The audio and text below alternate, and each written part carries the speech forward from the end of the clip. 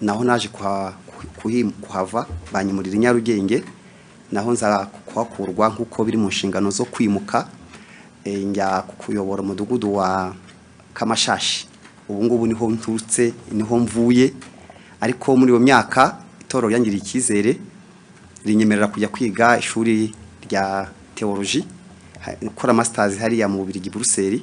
Ubu niho ndi kwiga, ubu sindarangiza, niho nje nturutse, ariko nzabifatikanya n'umurimo kuko nshobora kwiga mu buryo bw'iyakure, ariko ndacyari kwiga aho ngaho.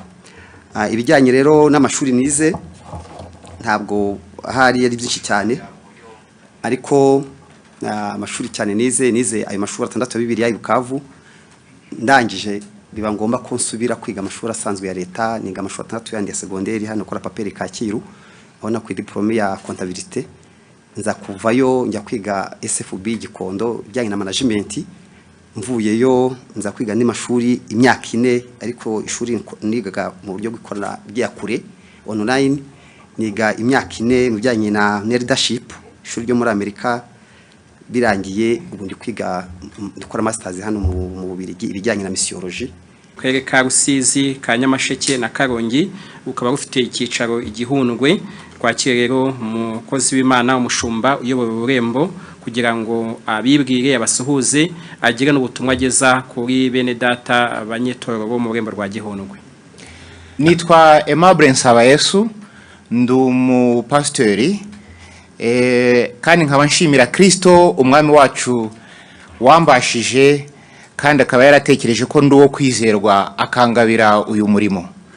Nkuko rero maze kuvuga amazina yanjye, yenda umuntu yahagara hano kugira ngo avuge CV yiwe, ariko mu ibintu by'Imana naraye mbitekerezaho ijoro ryose, nsanga hari n'indi CV y'ingenzi cyane kugira ngo umuntu yinjire muri uyu murimo. Iyo CV rero ikubiye muri ijambo rivuga ngo nakire Yesu umwami n'umukiza wanjye, ndi umukristo kandi nzahora ndiwe. Nazasaba abo ngabo turi kumwe ibintu kugendera ku bintu bitatu: gusenga, gukora cyane n'umwete, ndetse no gukiranuka. Iyo niyo moto numva tuzagenderaho Banyarusizi, ari abahari ubu ngubu ndetse n'abahabaye, ndetse n'ab'Imana yahagiriye umugisha tukazafatikanya.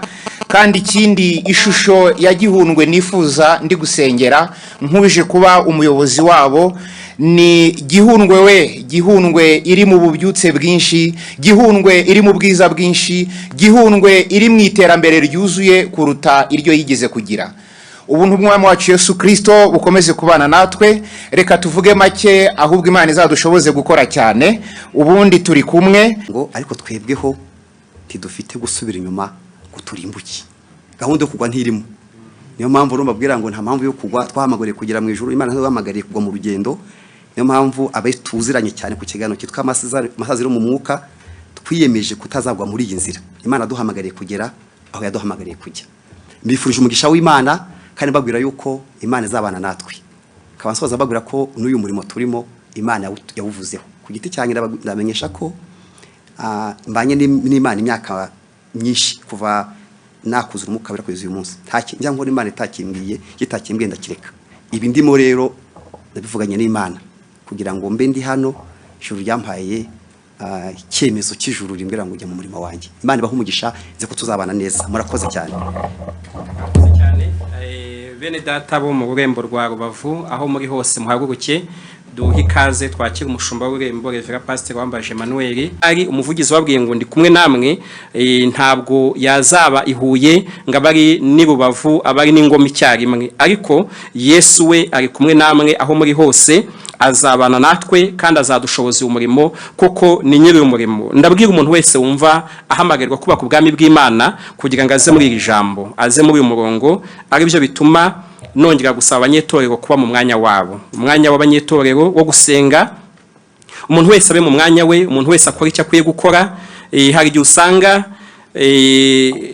igihe runaka cyangwa ahantu runaka ku bantu bakora umurimo w'ubworozi hari igihe uruzitiro ruvaho ugasanga intama zimwe zavuye mu rwuri zagiye kona cyangwa se zagiye mu bindi. Rero twasaba abakristo abanyetorero umuntu wese agaruke mu mwanya we dufatikanye icyo kuvuga umuntu wese akivugira akwiye kukivugira akibwire wakwiye kukibwira wa muco bwa burere bw'abantu bigishije ijambo ry'Imana batojwe dusenge kugira ngo imbaraga z'umwuka wera zakoreye mu itorero kuva ryatangira rikaguka abanyabyaha bakihana abantu bakava mu ngeso zabo izo mbaraga zigacya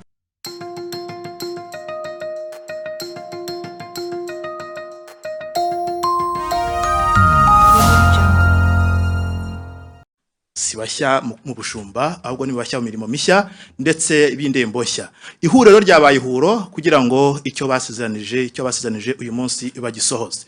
Muri studio zacu za Life Radio turi kumwe nabo kugira ngo uyu munsi muze kumenya abashumba batangarizaga abari kuri Facebook ndetse na YouTube ho muraza kubona n'amasura yabo. Nagira ngo rero mbanze nakire umuvugizi w'itoro rya Pentecote ry'u Rwanda mushumba tubahaye ikaze. akoze cyane. Yego, nyuma yo kubaha ikaze rero munyemerere manze mudusengere kugira ngo na gahunda zose ziri bube Imana ibane natwe. Murakoze ka dusenge dusabe abo turi kumwe mwese aho muri hirya no hino dufatikanye muri uyu mwanya dusenge dushimira Imana kandi tunasaba kubw'ikiganiro tugiye kugirana kugira ngo mu buryo bwose Imana ivugane natwe.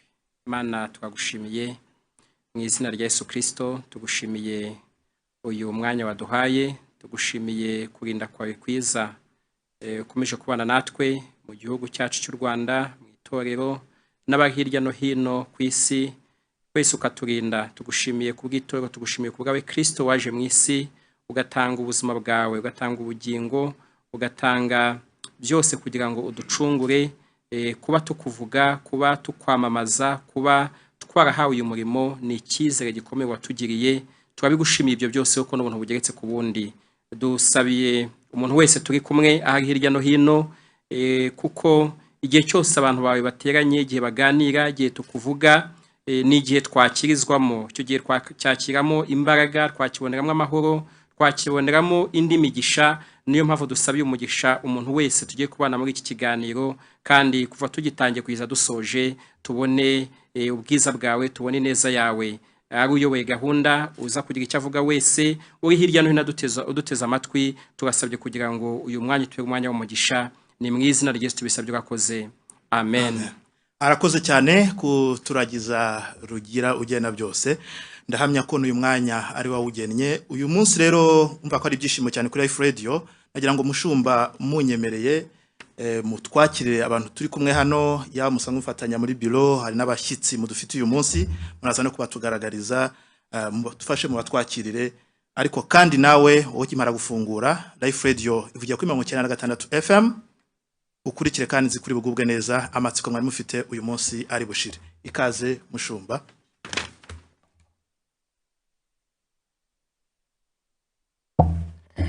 Murakoze cyane ka twakirane duhana ikaze twese muri uyu mwanya. Dufite umugisho kubana n'abashyitsi batandukanye ariko ni n'abasangwa. Mbere yo kumbaha ikaze rero ndashaka gutangira nsoma Zaburi 100. Zaburi 100 ni zaburi yo gushima, kandi dukwiye gushimira Imana ko kuba uyu munsi turi kumwe tugiye kubereka bashumba bindembo. Turashimira Imana ko byose niyo yabikoze. Izaburi iravuga ngo mwabari mu isi yose mwe muvugirize Uwiteka impundu, mukore Uwiteka munezerewe, muze mu maso ye muririmba. Mumenye yuko Uwiteka ari we Imana, niwe waturemye natwe turabe, turi ubwoko bwe, turi intama zo mu cyanya cye. Mwinjire mu marembo ye mushima, no mu bikari bye muhimbaza, mumushime musingize izina rye, kuko Uwiteka ari mwiza, imbabazi zobaho iteka ryose, umurava we uhoraho ibihe byose. Muvuge ngo amen. Haleluya. Katwakirane turi kumwe n'abantu batandukanye. Ntabwo nshaka guhera kuba turi kumwe hano muri studio, ahubwo nakire abanyetorero rya Pentecote ry'u Rwanda bari hirya no hino mu ndembo uko ari 9. Mumaze kuzimenyera mu mazina yazo, ari urembo rwa Kigali, ari urembo rwa Gicumbi, ari ururembo rwa Muhoza, ari ururembo rwa Rubavu, ururembo rwa Gihundwe, ururembo rwa Huye, ururembo rwa Nyabisindu, ururembo rwa Ngoma, ndetse n'ururembo rwa Nyagatare, aho muri mwese turabakiriye abashumba amaparuwase, abakuru b'itorero, bavuga butumwa bwiza, abadiakoni, abaririmbyi, abakristo mu byiciro bitandukanye, mwese aho muri tubahaye ikaze muri riteraniro. Yo bikiba mu bihe bisanzwe twakoze igiterane kiduhuje twese twajya kuri stade kugira ngo tubereke abayobozi, ariko bitewe n'igihe turimo kitadukundira guhura mu bwo buryo, twashimye kwifashisha uburyo bw'ikoranabuhanga. Rero icyo nshaka kubabwira mbakira nuko turi kumwe, ntabwo mudukurikiye ahubwo turi kumwe, tuye mu mwanya umwe, kuko abashumba tugiye kubereka ni babandi mwasengeye kugira ngo Imana iduha abayobozi. Tubahaye ikaze, kandi tuzi ko mu bantu turi kumwe muri uyu mugoroba harimo n'abandi basengera mu matorero atandukanye, haba mu Rwanda haba n'ahandi, dufatikanya muri byinshi, bakunda itorero ryacu. Mwese namwe tubifurije ikaze kandi tubasabira umugisha w'Imana. By'umwihariko rero nakiriye abo turi kumwe hano muri studio, harimo abo dufatanyije muri komite nyobozi y'inzibacyuho. Hari umuvugizi wungirije Pasteur Eugene Utagarama, eka basuhuze. Turi kumwe kandi na Madame Gatesi Vestine ushinzwe abakozi n'ubutegetsi, nawe nabasuhuze mu izina rya Yesu. Kandi turi kumwe na Madame Aurélie Umuhoza ushinzwe imari, mutungo ndetse n'imishinga, nawe turamwakiriye mu izina rya Yesu. Abo nibo turi kumwe bo muri komite nyobozi. Turi kumwe rero n'abashumba b'indembo baza kugira umwanya mu mwanya uri imbere, kuko turashaka ko muza kubumva babasuhuza, mukumva n'ijwi ryabo, bakanabibwira by'umwihariko. Ariko bashumba b'indembo turi kumwe, yaba Pasteur Wilson, yaba ubwo nangiye kwabaza mwebwe mu nkurikiye muri mu ndemo zitandukanye, ni uvuga izina mujye mumenye ujye niba umenye umushumba wawe ko tumuvuze. Aho uri hose nusanga utaramenya izina ry'umushumba wawe, uze kwihereza amanota makeya, kuko ngira ngo mwamaze kubamenya. Hari Wilson, hari Pasteur Vedaste, hari mukanya baraza kubibwira bari bavuga n'indembo bayoboye.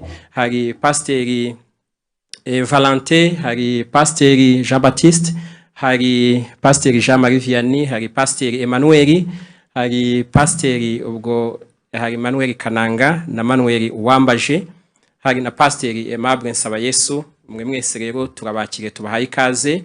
Mukanya muraza kwibwira abanyetorero rya Pentecote badukurikiye abo turi kumwe, ariko muze no kugira ijambo mubwira abakristo bo mu burembo mugiye kuyobora. Rero muri make mwese mbahaye ikaze, kandi twakiriye n'itsinda ry'abanyamakuru turi kumwe n'abakozi ba Life Radio, namwe mwiyumve mwikaze aho muri hose. Undi mu pasteur ntakire nawe tukamwakira mu kanya, Pasteur Taxis ndetse na Herma, nabo mu kanya tubabereka. Rero narindi kwakira itsinda ry'abanyamakuru turi kumwe, haba bari hano muri studio n'abari mu yindi studio, mwese aho muri tubahaye ikaze. Nkuko natangiye mbivuga, muri zaburi yo gushima Imana, uyu ni umunsi dufiteho ibyishimo bitewe n'uko Imana yaduhaye abakozi bo kudufasha, abashumba bo kubana n'umukumbi mu ndembo zitandukanye uko ari 9. Ku cyumweru mbisobanura navuze ko bitari urugendo rworoshye, ariko dushimira Imana yabanye natwe, yatuyoboye ikaduha abakozi bagiye kuyikorera muri iki gihe kandi b'umumaro. Tubashimira uburyo mwabyakiriye, twagiye tubona ubutumwa butandukanye hirya no hino mu ndembo zitandukanye, mwishimira impinduka zabaye, mwishimira abayobozi twabahaye, kandi mubasezeranya kuzabafasha no kubasengera. Tubashimira kuko guhera mu kwezi kwa 10 dusenga, tuganira, muduha ibitekerezo, nkuko twabivuze mu bihe bitandukanye twabasuye, mu byo mwagiye mutwandikira, muri bwa busesenguzi bwose twakoze, nkuko nagiye mbabwira, bikaza kuvamo impinduka zagiye ziba, imyanzuro yagiye ifatwa, byose biganisha ku kwibaza uburyo dukomeza kwita ku itorero, uburyo dukomeza kubafasha nk'abakristo. Nubwo urwo rugendo rugikomeje rwo kwibaza ibyakorwa, ariko tubashimira Imana aho Imana igejeje ikora mu rugendo. Rero uyu munsi ni umunsi wo gushima Imana, ariko ni n'umunsi wo kubereka abayobozi ndashaka guhinira aho ngaho kuko urumva kuva mu kwezi kwa 12 mu mpera zako kuri 23 ubwo twari tumaze gufata umwanzuro dushingiye ku byo twagiye tubabwira tugafata umwanzuro ugira ibyo uhindura mu mategeko yarasanzwe ugira ibyo uvugurura mu nzego zari sanzwe ziriho ushyiraho urwego rushya rw'ururembo kuva icyo gihe twatangiye urugendo rwo gusengera rwo gushaka abayobora indembo. Rero uyu munsi ni umunsi wa gatatu w'iki cyumweru tumaze kubona aba bayobozi ni ishimwe rikomeye ni ibyishimo byinshi kandi dufite ibyiringiro by'uko hamwe n'aba bayobozi Imana izakora iby'ubutwari mu ndembo uko ari 9. Ndumva kugira ngo tuze kubona umwanya uhagije wo kuvuga ibindi ndashaka gusoreza aho ngaho mbashimira nangifashira ijambo kugira ngo mbahe ikaze ariko mbwira aba bashumba ndetse namwe mwese ngo muri Zaburi Imana iraduhamagara kugira ngo dukore Uwiteka tunezerewe kandi tuze mu maso ye turirimba. Yesu baho umugisha rero mwiyumve mwikaze kandi mugubwe neza mu izina rya Yesu Kristo. Amen.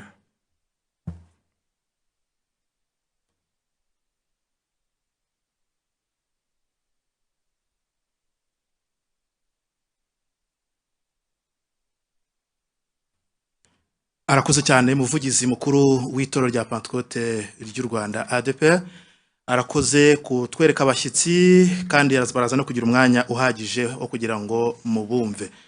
Twagira ngo rero dusengere umuvugizi wungirije atugezeho ijambo ry'Imana nkuko yabigennye yabiteguye. Reka nsabe rero Madame Valérie amusengere kugira ngo Imana ibane nawe muri no mwanya agiye kutugezaho ijambo ry'Imana. Data mu izina rya Yesu Kristo turagushimiye turaguhimbaje turakunezerewe kubw'uyu munsi mwiza waduhanye n'iriteraniro ringana gutya ndetse n'irindi turi kumwe tutari kumwe hano ariko turi kumwe turagushimiye kandi tugushimiye ijambo ryawe ryiza reka tukwinginge ngo agarane n'umukozi wawe umuhe ibikwiye byose. Tuzi neza yuko mwami ijambo ryawe ridasiga ubusa rusohoreshe umwete wawe urisohoreshe ibyo wagambiriye umuhe ibikwiye byose kugira ngo umuntu wese agubwe neza. Urakoze rero kubana nawe kandi imitima yacu twese aho turi ukayigendera kandi ukayiganiriza neza binyuze kubw'umwuka wawe wera waduhaye mwami wacu Yesu Kristo. Urakoze. Amen. Yesu ashimwe cyane. Reka tujye mu ijambo ry'Imana. Ni igitabo cya Yesuwa. Turasoma igice cya mbere tuzasoma igice cya gatatu mirongo migufi cyane dusoze kugira ngo dukomeze gahunda za tuzinduye za hagaritse ahangaha ariko tugomba kwibanzisha ijambo ry'Imana. Igitabo cya Yesuwa ibice ni igice ni cya mbere n'umurongo wa 5 turaza no gusoma ibice 3 n'umurongo wa 7. Some mu izina rya Yesu niba twahageze. Yesuwa igice cya mbere umurongo wa 5 dasoma amatitire ndaza kwibandaho muri iri nyigisho nto cyane zitarenza iminota 5 tugendane. Titire y'iki gitabo ibanza muri iki gice iravuga ngo Imana itoranya Yesuwa ngo azungure Mose. 5 Nta muntu n'umwe warinda kuguhagarara imbere iminsi yose kubaho kwawe. Nkuko nabanaga na Mose niko nzabana nawe. Sinzagusiga kandi sinzaguhana. Imana ishimwe cyane. Ibice 3 umurongo wa 7. Uwiteka abwira Yosuwa ati uyu munsi ndatangira kugukuza mu maso y'Abisiraheli bose kugira ngo bamenye yuko ndi kumwe nawe nkuko nabanaga na Mose. Ariko ubwire abatambyi bahetse isanduku y'isezerano uti nimugera ku nkombe ya Yorodani mumanuke muhagararemo. Amen. Yesu ashimwe cyane. Aya ni amagambo meza n'ikiganiro Uwiteka yagiranye n'umugaragu wayo Yosuwa iyo utangiye kino gice ni igice cyiza nk'umukozi w'Imana aba akwiriye gufata no mu mutwe, kuko niho Yesu yaherewe misiyo kandi ayifata mu gihe kigoye. Icya mbere ni mu gihe Abisiraheli bari bamaze gucika intege, kuko nibwo bari bamaze iminsi mike bakiriye inkuru z'icamugongo zituruka mu gihugu bajyamo, kandi bibabaza, bivuna mu mitima Abisiraheli, birabavuna, kandi bamwe bibagiraho n'ingaruka. Abisiraheli barabibona ko hari cyahindutse. Icya kabiri mbabwira ko ari ibihe bigoye Yesu yakiriye iyi misiyo, ni igihe umugaragu w'Imana Mose Abisiraheli bemeraga yari amaze gutanga cyangwa se kwitahira. Imana imuhamagaye kandi imwishyinguriye, kuko n'uyu munsi ntibaza aho ashyinguye, kuko yenda iyo hamenyekana ubu yenda habaho indi groupe yitwa Mose, isenga Mose, kuko bamufataga nk'akamana, tuvuge gutyo. Rero niba hari igihe kigoye kandi igihe misiyo igeze ku mwisho, kuko bageze igihugu barakireba hafi, basoje kwambuka gusa Yorodani, ni igihe cyasabaga ko umuntu waba ari umunyabwoba yagira ubwoba. Ndasimbura Mose gute? Ese uburyo Mose yavuganye n'Imana, murabizi Mose atangira uburyo yakoze neza, n'umuntu w'intwari cyane, kuba pastor dukwiye kwigiraho uburyo yayoboye, ariko kabuzi ko hawe misiyo ugahamagarwa mu mazina ngo wowe Eugene ugiye gusimbura Mose. Nkeka ko wafatwa n'ubwoba,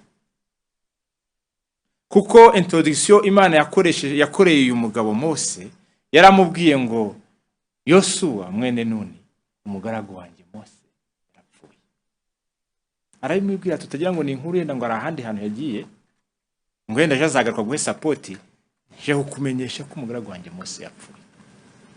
None haguruka ungereze aba bantu mu gihugu nabasezeranye kera, ariko hari ibimenyetso bigaragara ko nzaba ndi kumwe nawe, kuko ukomere ushikame wite kuri aya mategeko, nzabana nawe kandi ndakwizeza ko igihugu uzakibagezamo.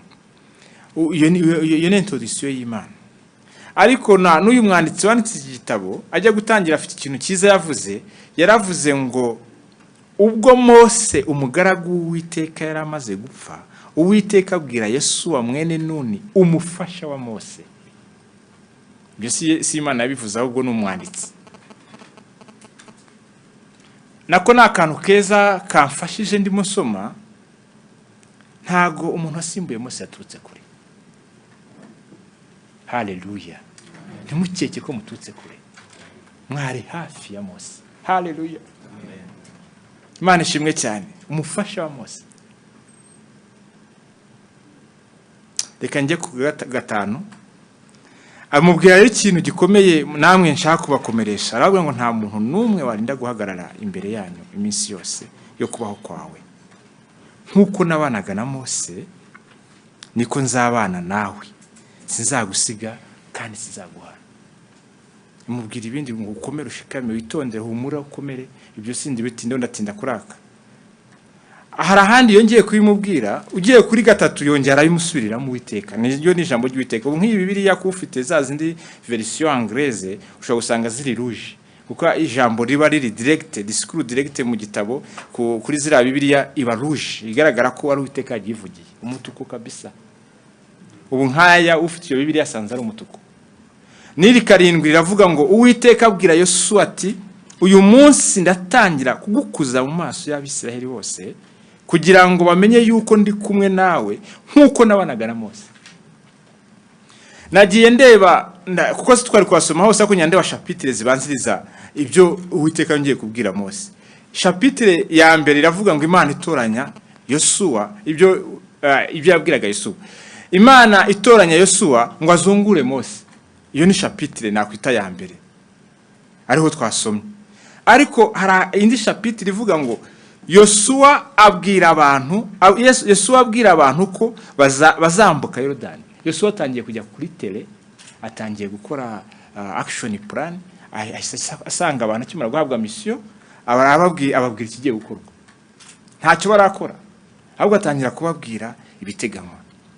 Uraza kubona indi chapitre ivuga ngo ahita yoherezaho mukundira, ahita nk'umusirikare ahita yoherezayo abatasi bajya kuneka neza igihugu bagiye.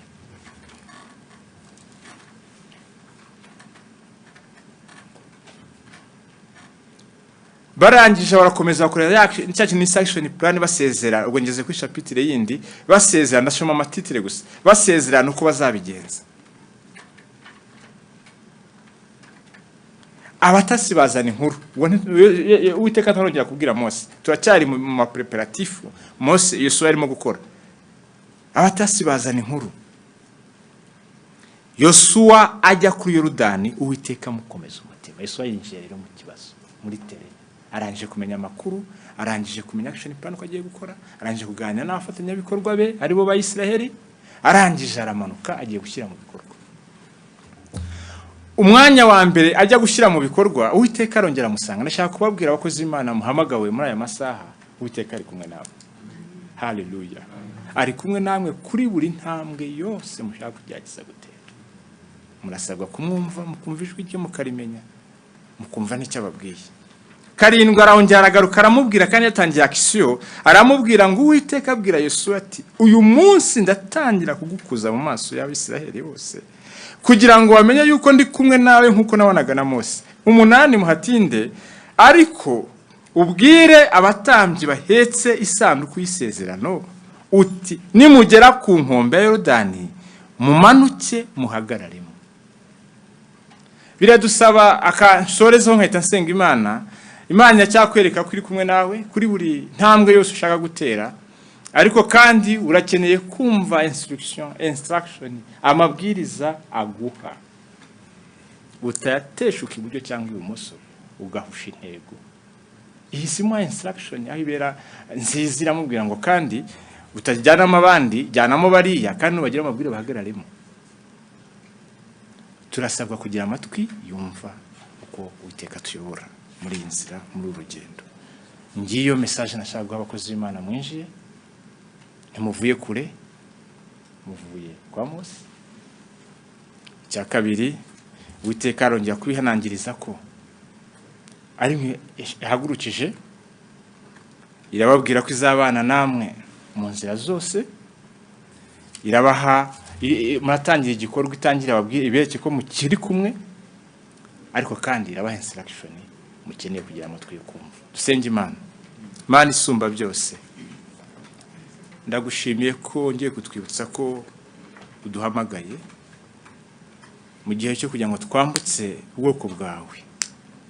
Ushoboze aba bagabo uhamagaye n'imiryango yabo, kandi natwe twese udushoboze nabumvise ijwi mu muhamagaro umwe cyangwa undi bariho, wongere bumvishe umuhamagaro barimo. Senge umuntu wese wumvise iri jambo kugira ngo rigire rigari mu mutima, rikora icyo rigomba gukora. Urakoze kubyumvise, tubyambaje mu izina ry'Umwami wacu Yesu Kristo. Amen. Amen.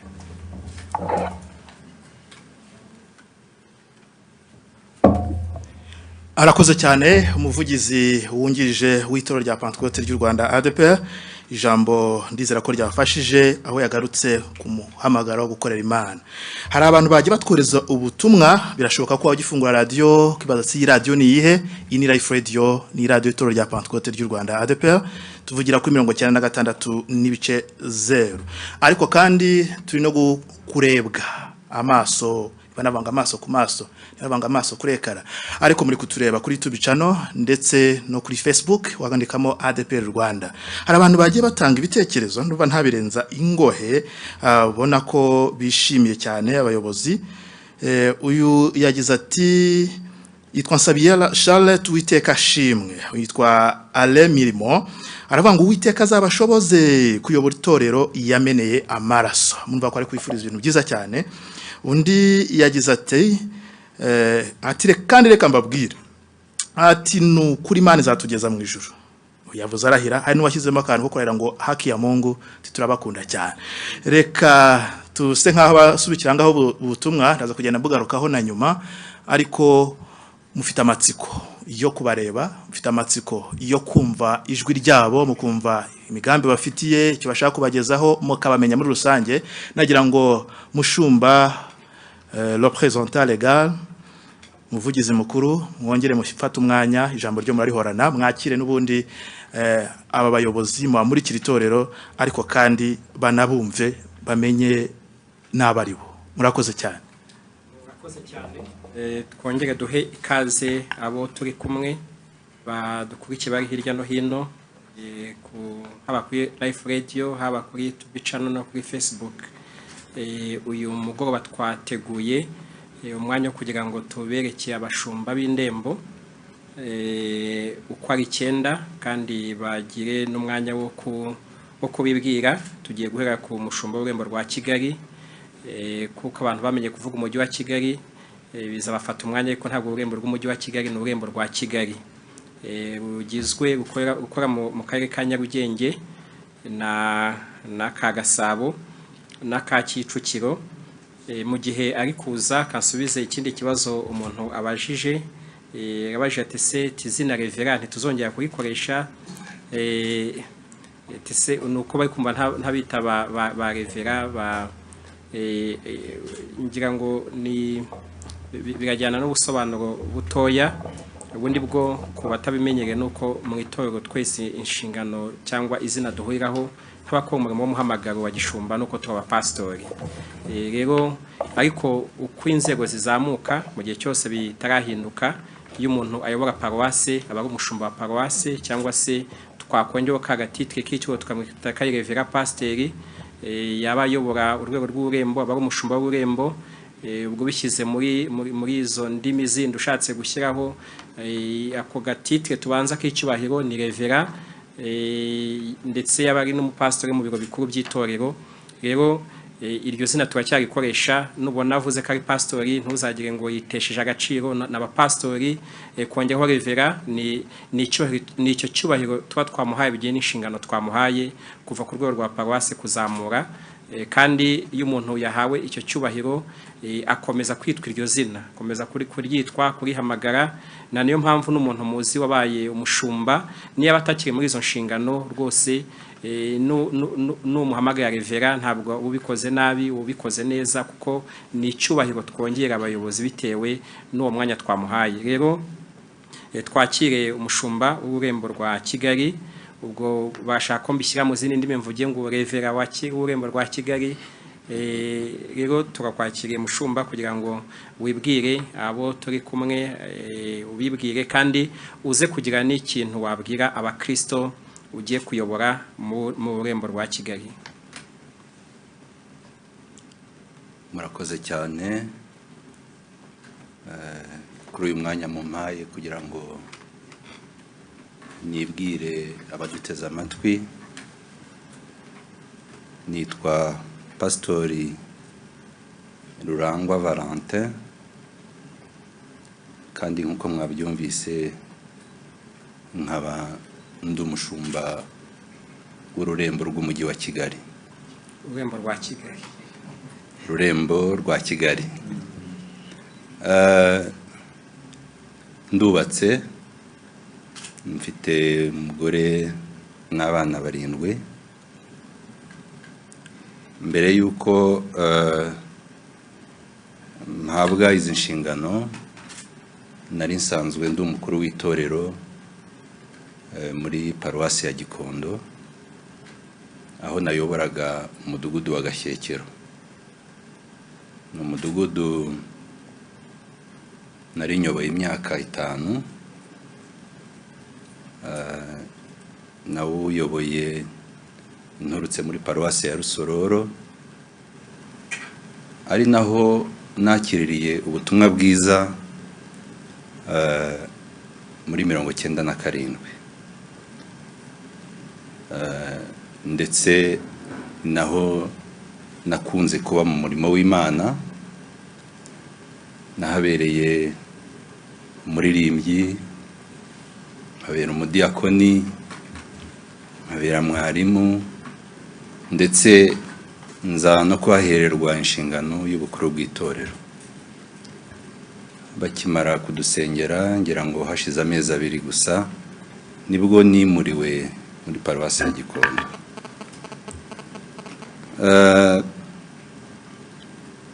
Mashuri nize, mashuri yisumbuye nize ubwarimu hanyuma muri kaminuza niga amategeko muri kaminuza ya Irak, ndetse mu gihe nahigaga nayoboye umuryango w'abanyeshuri ba Pentecote bigaga nijoro CEP Irak soir kuva 2007 kugeza 2008. Mbere yaho gatoya ariko uhereye muri 2001 ubundi nari mu murimo w'Imana, kuko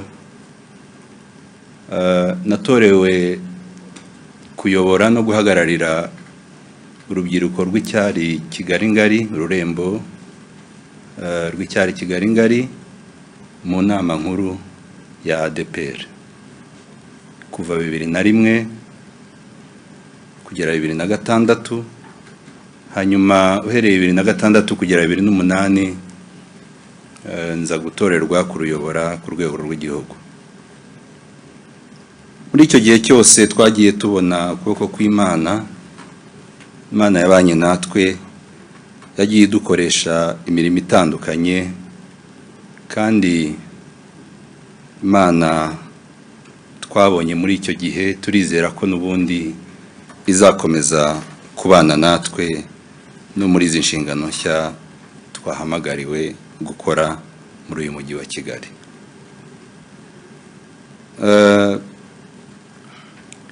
Nagira ngo rero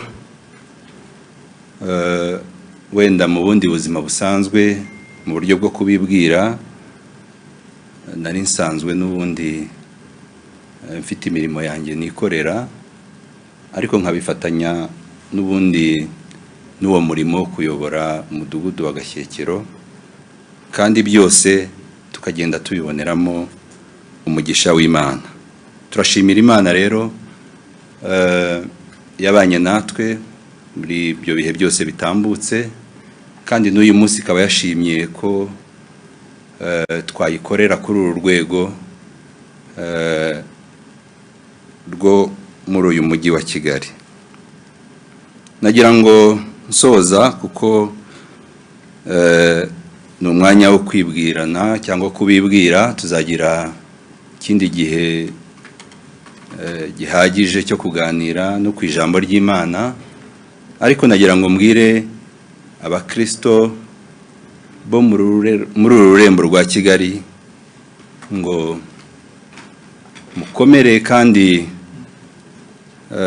umwami wacu Yesu aracyari ku ngoma, yaranesheje, itorero yararipfiriye, ararikunda, aribereye maso, azakomeza kurirwanirira.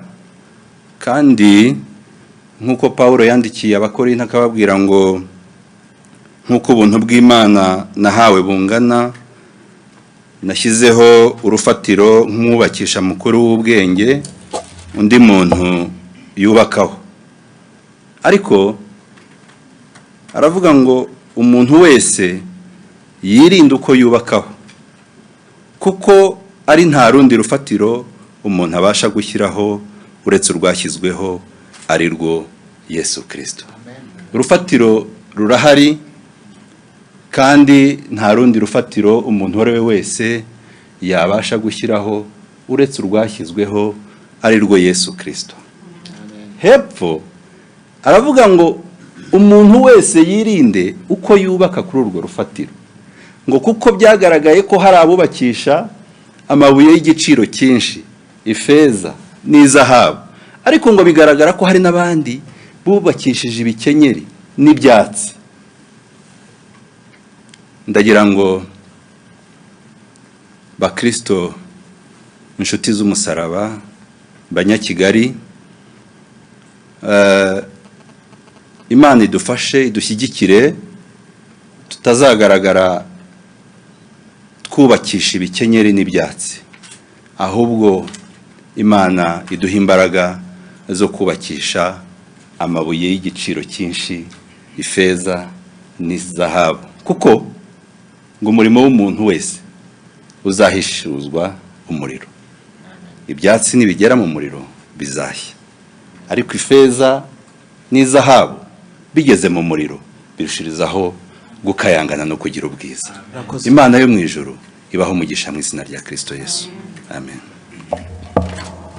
Abo mu rurembo rwa Kigali munyemeraho muri hose murambura ibiganza twakire umukozi w'Imana umushumba Rurangwa Valente, kandi nabonye ubutumwa bwinshi bwo kubakwishimiye bazagusengera kandi bazagushyigikira muri uyu murimo w'Imana. Yesu baho umugisha.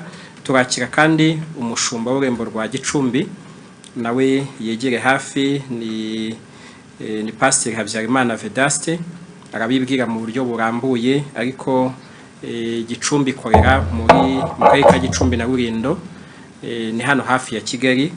Rero nawe tumwakire abasuhuze abibwire kandi agire n'icyo abwira abanyetorero bo mu rurembo rwa Gicumbi. Haleluya. Ndi Pastor Habyarimana Vedaste, umugore n'abana 8, abahungu 5 n'abakobwa 3. Ndi umukristo wavutse bwa kabiri, namenye amakuru y'agakiza mu 1991, nakira Yesu mu mutima wanjye mu 1995. Mu buzima busanzwe nize amashuri abanza 8, niga amashuri 6 y'inderabarezi rusange normal primaire, hanyuma niga kaminuza mu by'ubukungu n'icungamutungo, ariko nonosora cyane mu ishami ry'icungamutungo byo bita gestion. Mirimo nakoze mu itorero, nabayeho umuririmbyi, nabaye umudiyakoni, nabaye perezida w'amakomisiyo atandukanye mu itorero, perezida wa komite de development, ivugabutumwa n'ibiterane, nabaye umwarimu mu itorero, nabaye umukuru w'itorero.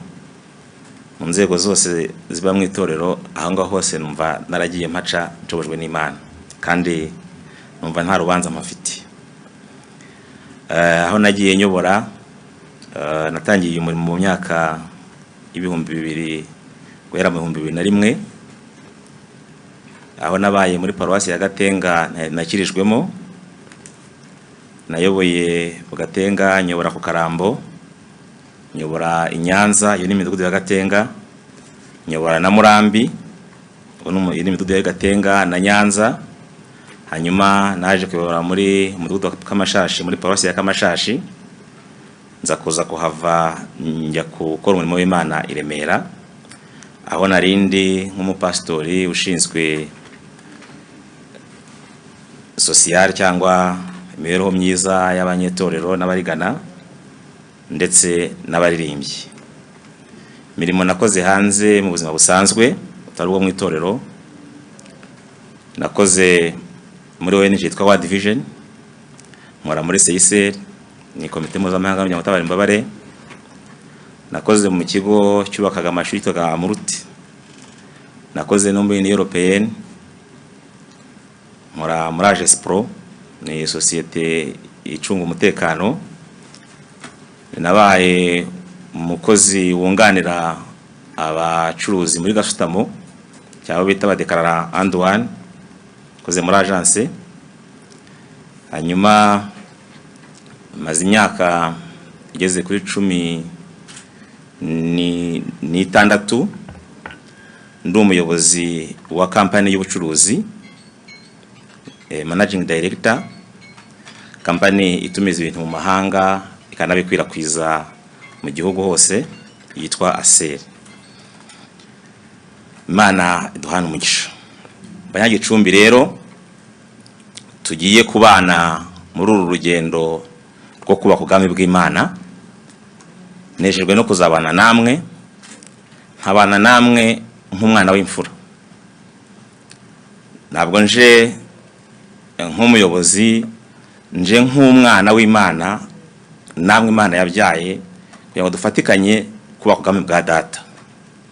Data arubaka ubwami bwe kandi aduhamagaye nk'abubatsi. Ndabinginze rero kugira ngo Gicumbi muzanyemerere, nzanye umutima wo kubana namwe kandi wo gukorana namwe. hanyuma mfite amagambo y'Imana numva twafatikanya kandi nabaha muri uyu mwanya ngo bakomeza bafashe nanjye ari kumfasha, ari mu Baheburayo ibice bya 6 umurongo w'10 kujya ku murongo wa 12 havuga ngo kuko Imana idakiranirwa ngo ibagirwe imirimo yanyu n'urukundo mwerekanye ko mwakunze izina ryayo, kuko mwakoreraga abera none mukaba mukibakorera. Ariko rero turifuza cyane ko umuntu wese wo muri mwe yerekana uwo mwete wo kurinda ibyiringiro byuzuye kugeza ku mperuka, kugira ngo mutaba abanebwe, ahubwo mugere ikirenge mu cyabaragwa amasezerano babeheshejwe no kwizera no kwihangana. Imana ntikiranirwa, wibagirwe imirimo mwakoreraga bera, ntiyibagirwe imirimo nubwo haba harabaye ibiki byose, ariko Imana ntikiranirwa, wibagirwe imirimo. Kandi mutegereze ko hari ibyiringiro tubitse, hari n'umugisha tuzahabwa kubera ibyiringiro bizima Imana yadushyizemo, hanyuma tuzabihabwa kubera kwizera no kwihangana. Imana ibaha umugisha, ibaha uburame kandi bahaza ubwiza mu izina rya Yesu Kristo umwami wacu, amen. Arakoze cyane umushumba w'ururembo rwa Gicumbi, Reverend Pastor Habyarimana Vedaste. Turakwakiriye Banyagicumbi aho muri murambura ibiganza kugira ngo tumwakire tumuhe ikaze. Nabonye ubutumwa bwinshi mwanditse muvuga ko mumwishimiye, muzafatanya nawe kandi azanye umutima wo guca bugufi kugira ngo mufatikanye kubaka ubwami bw'Imana. Nicyo twahawe gukora, mbega nibi byo dukora byose bidafite agaco mu bwami bw'Imana twaba turuhira ubusa. Rero niwo murimo mwese dufite kugira ngo dufatikanye. Ka twihute twakire umushumba w'ururembo rwa Muhoza. Ururembo rwa Muhoza gukorera mu karere ka Musanze, akaburera n'akagakenke, kandi nubwo ntabivuze ururembo rwa Kigali rufite icyicaro i Nyarugenge muri paruwasi ya Nyarugenge. Ururembo rwa Gicumbi rufite icyicaro muri paruwasi ya Byumba, naho ururembo rwa Muhoza rufite icyicaro i Muhoza. Reka twakire umushumba w'ururembo atwibwire, dusuhuze, narangiza agire n'ubutumwa agenera bene se bagiye gufatanya umurimo w'Imana mu rurembo rwa Muhoza. Ndabasuje mwese abandi duteze amatwi, ndagira ngo nanjye rero mbibwire. Amazina yanjye nitwa Safari Wilson, nkaba ndi umupasiteri. Mukuza gukora uno murimo nturutse mu itorero ry'akarere ryahoze ari ry'akarere ka Gakenke. Murabizi ko izo nyito zavuyeho muri paruwase ya Gakenke. Hanyuma rero ngerageje kubibwira muri make kugira ngo mumenye, ndi umugabo wubatse ufite imyaka 48, nkaba mfite abana 4. Hanyuma ikindi nanone nababwira nuko mu rugendo rwanjye nifuje ko nahera ku mashuri mfite, maze kuba umukuru w'itorero, maze kurobanurwa. Icyambere nihutiye no kugira ngo nsobanukirwe neza n'uyu murimo. Uyu murimo rero nahise ntangira kwiga. Icyambere nuko mfite ndi umunyeshuri ubu mu ishuri bita Wycliffe University, ubwo ndi gukurikira icyiciro cya PhD. Hanyuma nanone nkaba nararangije mu rindi shuri nanone ryitwa GCM, ndangizamo ibijyanye no kuyobora amatorero, ubwo mfitemo masters.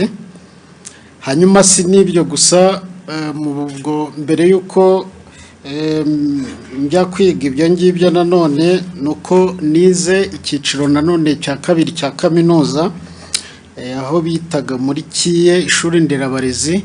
Nkoramo nanone bachelors nyine niko bayita, nize ibijyanye na science cyangwa ubumenyi kongeraho uburezi.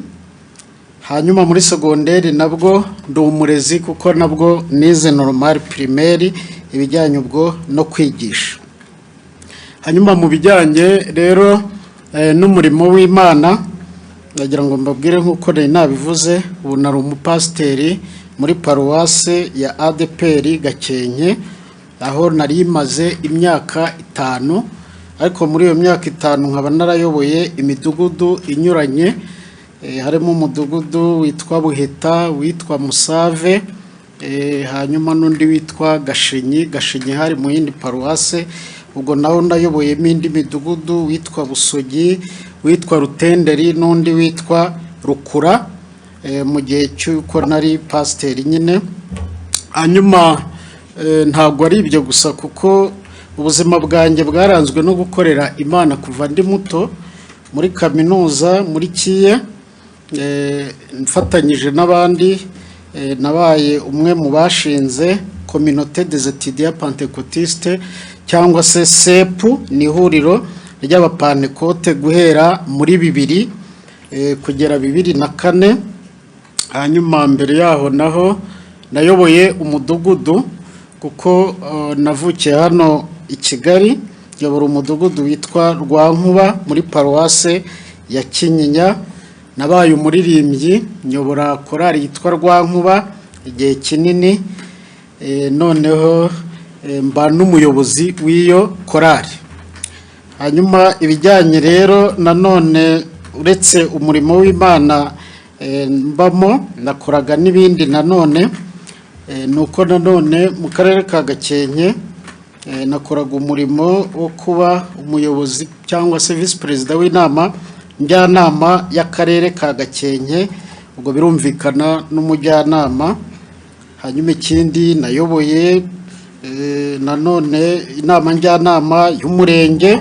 n'imirimo nakozemo hanyuma umurimo ukomeye cyane nakoze n'uburezi nuko nanone nari umuyobozi w'ishuri ryisumbuye rya Nyarutovu n'ikigo gicumbikira abana nari nkimazeho imyaka 15 nakoze imirimo irimo kwigisha muri primaire ndetse no muri segonderi n'indi mirimo yo kuyobora abayobozi b'ibigo by'amashuri muri Gakenke n'indi bagiye bashinga cyane cyane nk'umutoza w'intore mu itorero ry'igihugu kuko rero nk'uko rero mubizi dufite iminota mikeya ariko ndagira ngo wenda nababwire yuko nagiye nkorana na za publication cyangwa se ibintu bimwe by'imirimo nagiye nkora ntabwo byose twabirangiza ariko icyo nge numva ishyize imbere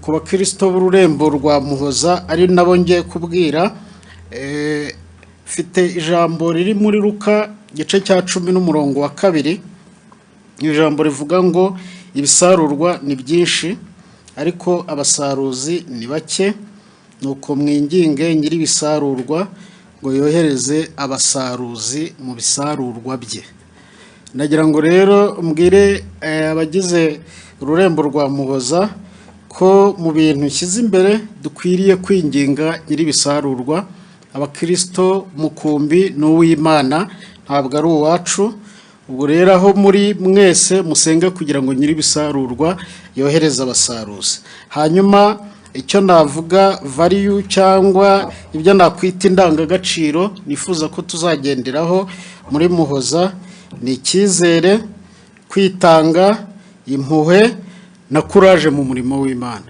murakoze Imana ibamugisha arakoze cyane abakristo bene data bo mu rurembo rwa Muhoza aho muri hose murambura ibiganza kugira ngo mwakire umushumba w'ururembo Reverend Pastor Safari Wilson kandi nabonye ubutumwa bwinshi bw'uko bakwishimiye kandi biteguye ko mugiye gufatikanya umurimo mu kubaka ubwami bw'Imana Yesu gaho umugisha rero kandi nawe mwese abagize ururembo rwa Muhoza turabishimiye tubahaye ikaze rero kadukomeze twakire umushumba w'ururembo rwa Rubavu ururembo rwa Rubavu ukora mu karere ka Rubavu ari naho ufite icyicaro muri paruwasi ya Gisenyi ugakora mu ururembo mu karere ka Rutsiro muri Ngororero na Nyabihu abantu bo muri utwo turere mwese rero aho muri turabishimiye turabakiriye mu dufashe kwakira umushumba w'ururembo rwanyu agiye kubibwira agiye n'ubutumwa abagezaho muri uyu mwanya ni kari umushumba murakoze cyane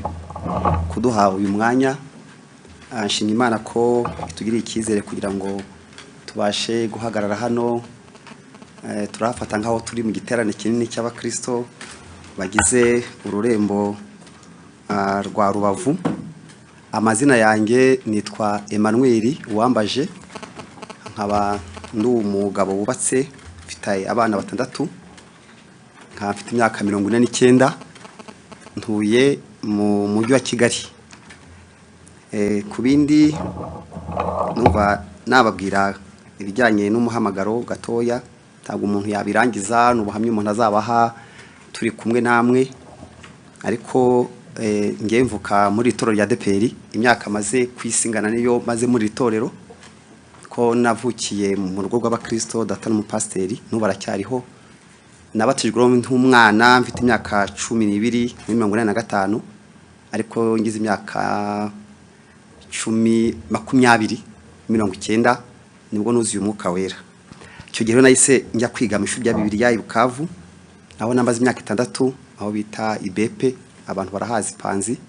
Nza kuhava njya mu mujyi wa Kigali, aho banyakiriye mvuye mu ntara ku itorero rya ADEPR Remera. Bageze ngirirwa icyizere cyo kuyobora urubyiruko rwaho, kuyobora korali. Uyu munsi yitwa Besareri, mpabwa umurimo w'ubudiyakoni.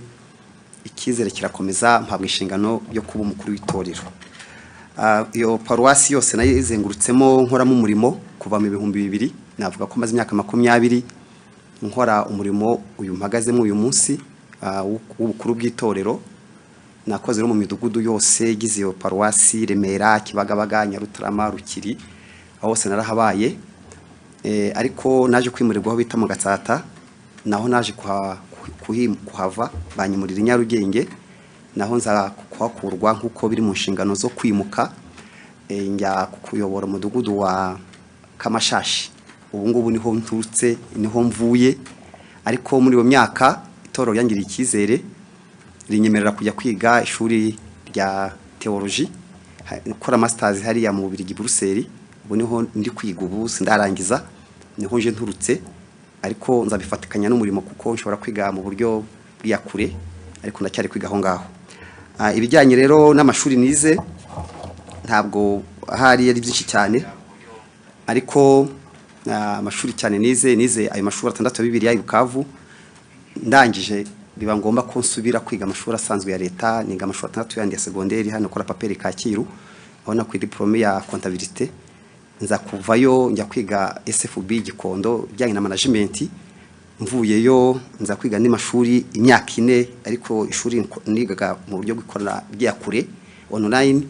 Niga imyaka 4 mu bijyanye na leadership, ishuri ryo muri Amerika. Birangiye ubu ndi kwiga, dukora masters hano mu Bubiligi ibijyanye na missiology, ko numvaga nteganya ko nzarangiza gakora PhD ku buryo nshobora kuba mwarimu muri za theology mashuri makuru ya kaminuza.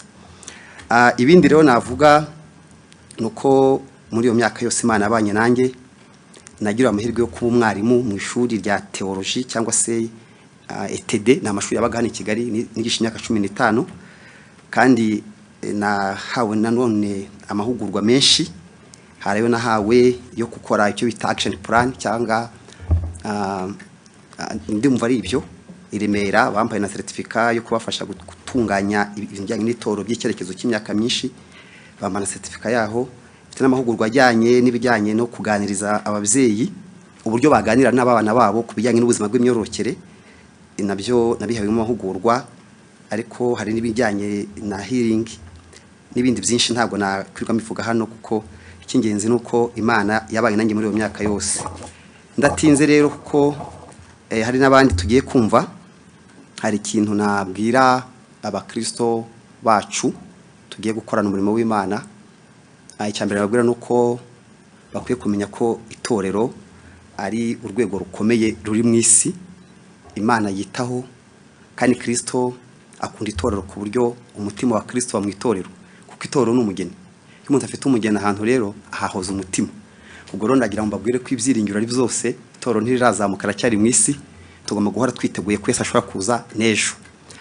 Nkaba rero nababwira ijambo rindi ku mutima mbifuriza ni ijambo nange rifasha. Ubundi ngera impano nyinshi Imana yampaye, ariko muri nyinshi Imana yampaye impano bivuga butumwa, ariko bivuga butumwa Imana yampaye kenshi nigisha kwizera, kigisha ibijyanye no kuza kwa Yesu, bijyanye n'umwuka wera, ndetse buri munsi nageneye abakristo bo ku isi yose iminota 5 yo kubagezaho ijambo ry'Imana babwira ko bakwiye kwizera Imana kuko nigo rufatiro rw'umukristo. Ijambo rero mfite nabagezaho nibyanditse mu Bafilipi ibice 13, ijambo rigufi rivuga ngo inshobozwa byose na Kristo umpa imbaraga. No kuvuga ngo Kristo yaduhaye imbaraga, ibintu byose turabishobora. Ntabwo badufite rero kuko Kristo aracyari ku ngoma kandi aduha imbaraga zo gukora umurimo we. Irindi jambo rindi sindisoma byanditse mu Bahebura ibice 10 umurongo wa 3 na 7 ni ijambo cyane rinyubaka. Niyo mpamvu numva naribabwira kabene data tujye fatanya umurimo. Ijambo rivuga ngo haracyasigaye igihe gito kandi uzaza ntabwo azatinda, ariko rigasoza rivuga ngo umukiranutsi wongeza bishwaho no kwizera, ngo nyambara nasubira inyuma umutima wanjye ntabwo uzamwishimira. Umwanzuro rikasoza rivuga ngo ariko twebweho tidufite gusubira inyuma kuturimbuki, gahunda yo kugwa ntirimo. Niyo mpamvu urumva bwira ngo nta mpamvu yo kugwa, twahamagariye kugira mu ijuru, Imana ntihamagariye kugwa mu rugendo. Niyo mpamvu abayituziranye cyane ku kiganiro cyitwa amasaziro mu mwuka twiyemeje kutazagwa muri iyi nzira Imana duhamagariye kugera aho yaduhamagariye kujya. Mbifurije umugisha w'Imana kandi babwira yuko Imana izabana natwe. Kabansoza babwira ko n'uyu murimo turimo Imana yawuvuzeho. Ku giti cyanjye ndamenyesha ko mbanye n'Imana imyaka nyinshi kuva nakuza umwuka bira kugeza uyu munsi. Njya ngo Imana itakimbwiye gitakimbwiye ndakireka. Ibi ndimo rero ndabivuganye n'Imana kugira ngo mbe ndi hano ijuru ryampaye icyemezo cy'ijuru rimbwira ngo ujye mu murimo wanjye. Imana ibaha umugisha nze ko tuzabana neza. Murakoze cyane. Bene data bo mu burembo rwa Rubavu aho muri hose muhaguruke duha ikaze twakira umushumba w'urembo Revera Pastor wambaje Emmanuel. Ntabwo dufite gusubira inyuma ngo turimbuke. Rero turakomeje urugendo rwo kubaka ubwami bw'Imana. Nabonye ubutumwa butandukanye bw'uko bakwishimiye bakwakiriye kandi bagiye gufatikanya nawe umurimo w'Imana. Dukomeze twakire umushumba w'urembo rwa Gihundwe. Urembo rwa Gihundwe ukorera mu karere ka Rusizi, ka Nyamasheke na Karongi, ukaba rufite icyicaro Igihundwe. Twakire rero umukozi w'Imana umushumba uyobora urembo kugira ngo abibwire abasuhuze agire n'ubutumwa ageza kuri bene data abanyetorero bo mu urembo rwa Gihundwe. Bayobozi turi kumwe, bene data mudukurikiye kuri radio ndetse no kuri za social media, amahoro y'Umwami wacu Yesu Kristo. Nitwa Yesu, ndumu pastori, kandi nkaba nshimira Kristo umwami wacu wambashije kandi akaba yaratekereje ko nduwo kwizerwa akangabira uyu murimo. Nkuko rero maze kuvuga amazina yanjye, yenda umuntu yahagara hano kugira ngo avuge CV yiwe, ariko mu ibintu by'Imana naraye mbitekerezaho ijoro ryose nsanga hari n'indi CV y'ingenzi cyane kugira ngo umuntu yinjire muri uyu murimo. Iyo CV rero ikubiye mu iri jambo rivuga ngo nakire Yesu umwami n'umukiza wanjye ndi umukristo kandi nzahora ndiwe. Hanyuma mu mirimo isanzwe cyangwa se no mu buzima busanzwe navutse mu 1972. Inkomoko y'umuryango wanjye hari abatayizi, ariko inkomoko y'umuryango wanjye ni mu karere ka Nyamasheke, ariko amabyiruka yanjye n'umuhamagaro wanjye byakuriye mu karere ka Rusizi mu itorero rya Gihundwe by'umwihariko. Aho rero niho Imana yakurije umuhamagaro wanjye. Imana yampamagaye ndi muto, mfite imyaka 11 muri 83. Hanyuma nkomeza kwiga, Imana igendana nanjye, ndangiza amashuri yisumbuye mu bya elektronika. Noneho numvaga nzaba engineer ukomeye cyane, nkaba no mu bihugu byo hanze, nari mbifitiye n'ubushobozi, ariko Imana yaje guhindura icyo cyerekezo cyo mu buto no mu busore. Nibwo niyemezaga kwinjira muri kaminuza, niga imyaka 4 ya kaminuza ya teologiya, ndetse niga n'indi myaka 5 yo kwiga kwigisha ibya muzika no gukora integanyanyigisho za muzika. Noneho mu buryo busanzwe ubu ngubu n'ubu muri uyu mwanya Imana impamagariye umurimo, ariko narindi gukora teze mu bya ministry leadership, no kuvuga ngo teze ya masters, icyiciro cya 3 cya kaminuza. hanyuma mu mirimo isanzwe uretse abakozi abigenga abikorera nagiye nkorera n'imiryango itandukanye nagiye nkorera, ariko nakunze umuhamagaro wanjye kuba ivugabutumwa ndetse n'uburezi education. Ubwo rero nigishije mu mashuri yisumbuye atandukanye. N'ubu ngubu nakoreraga ikigo cya Rwanda Polytechnic, ni ikigo cya Minisiteri y'Uburezi, ariko noneho ubu kiri guhinduka Rwanda TVET Board, noneho aho nigishaga nkora no mu byerekeye integanyigisho za muzika, ariko noneho nkaba n'umwarimu w'umutumirwa muri kaminuza y'u Rwanda. Ubwo rero nkaba mbishimira Imana, niho Imana insanze muri no muhamagaro. Hanyuma nahoze ntekereza iryo torero ngiye kuyobora rya ururembo rwa Rusizi rwa Gihundwe nako nijoro. Ubwo mvuze Rusizi kubera ko nijoro nakoze icyo bita spiritual mapping, noneho ndareba ndasanga muri Rusizi ubwo nzaba mfite amatorero 28, nzaba mfite 26 muri Nyamasheke, nzaba mfite na 17 muri Karongi, amatorero 71. Nkaba rero mbashubuje mu izina ry'Umwami wacu Yesu Kristo. Ndifuza ko tuzabana tugakorana neza kuko uyu murimo ni Imana iwuduhamagariye kandi ni nayo idushoboza. Ariko nahoze nkomeza gusenga Imana na mbere yuko mpamagarirwa uyu murimo. Imana yanshyize ku mutima yuko aho nazakora nk'umuyobozi nazasaba abo ngabo turi kumwe ibintu kugendera ku bintu bitatu: gusenga, gukora cyane n'umwete ndetse no gukiranuka. Iyo niyo moto numva tuzagenderaho Banyarusizi, ari abahari ubu ngubu ndetse n'abahabaye ndetse n'ab'Imana yahagiriye umugisha tukazafatikanya. Kandi ikindi, ishusho ya Gihundwe nifuza ndi gusengera nkubije kuba umuyobozi wabo ni Gihundwe iri mu bubyutse bwinshi, Gihundwe iri mu bwiza bwinshi, Gihundwe iri mu iterambere ryuzuye kuruta iryo yigeze kugira.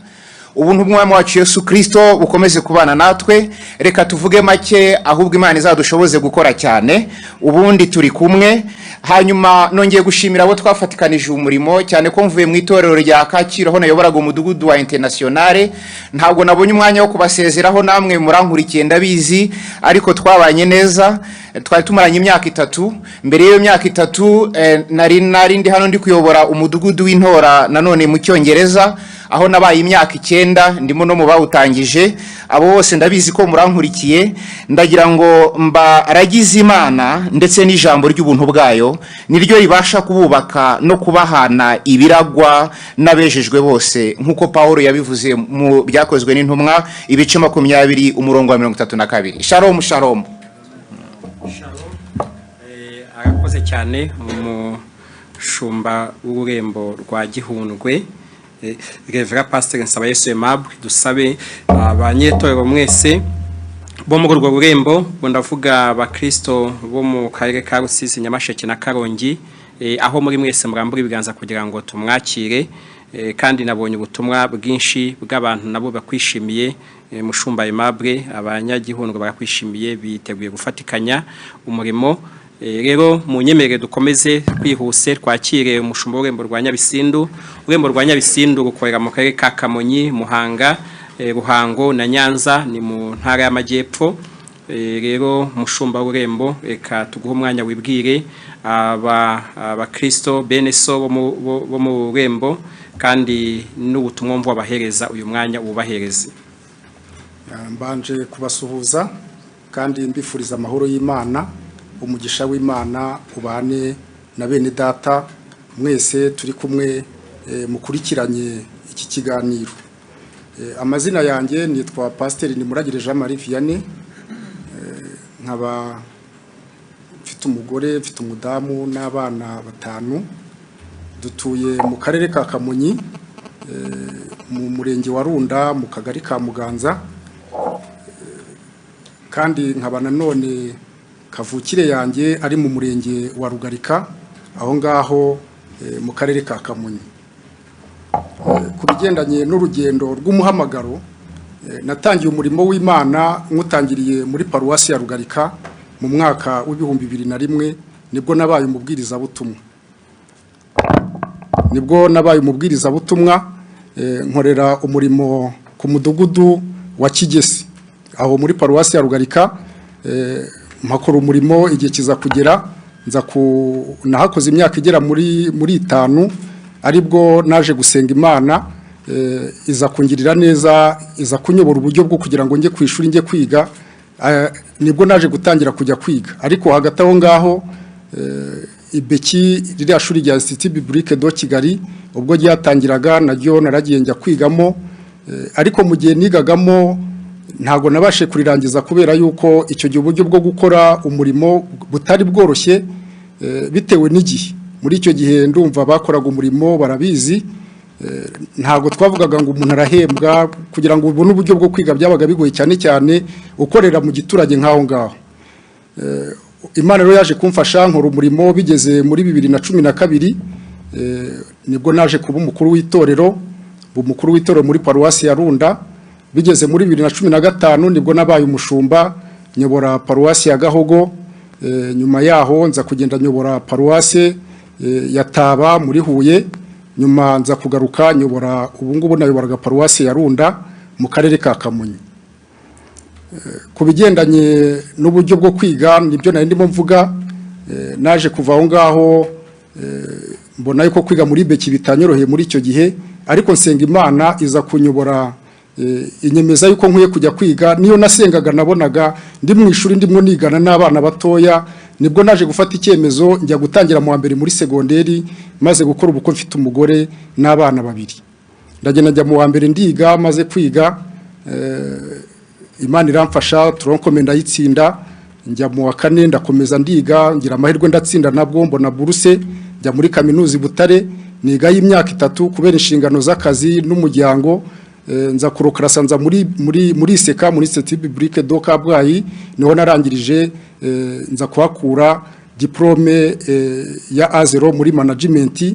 Muri segonderi nari nize comptability, maze kurangiza kwiga aho ngaho muri Seka nibwo naje kuza njya muri Beki, muri Fateke njya kwigamwo muri masters nkurikira ibigendanye na theology, ariko igihe kiza kugera ntibyakunda kubera ko ari ibyo ishuri ryari ritaruzuza.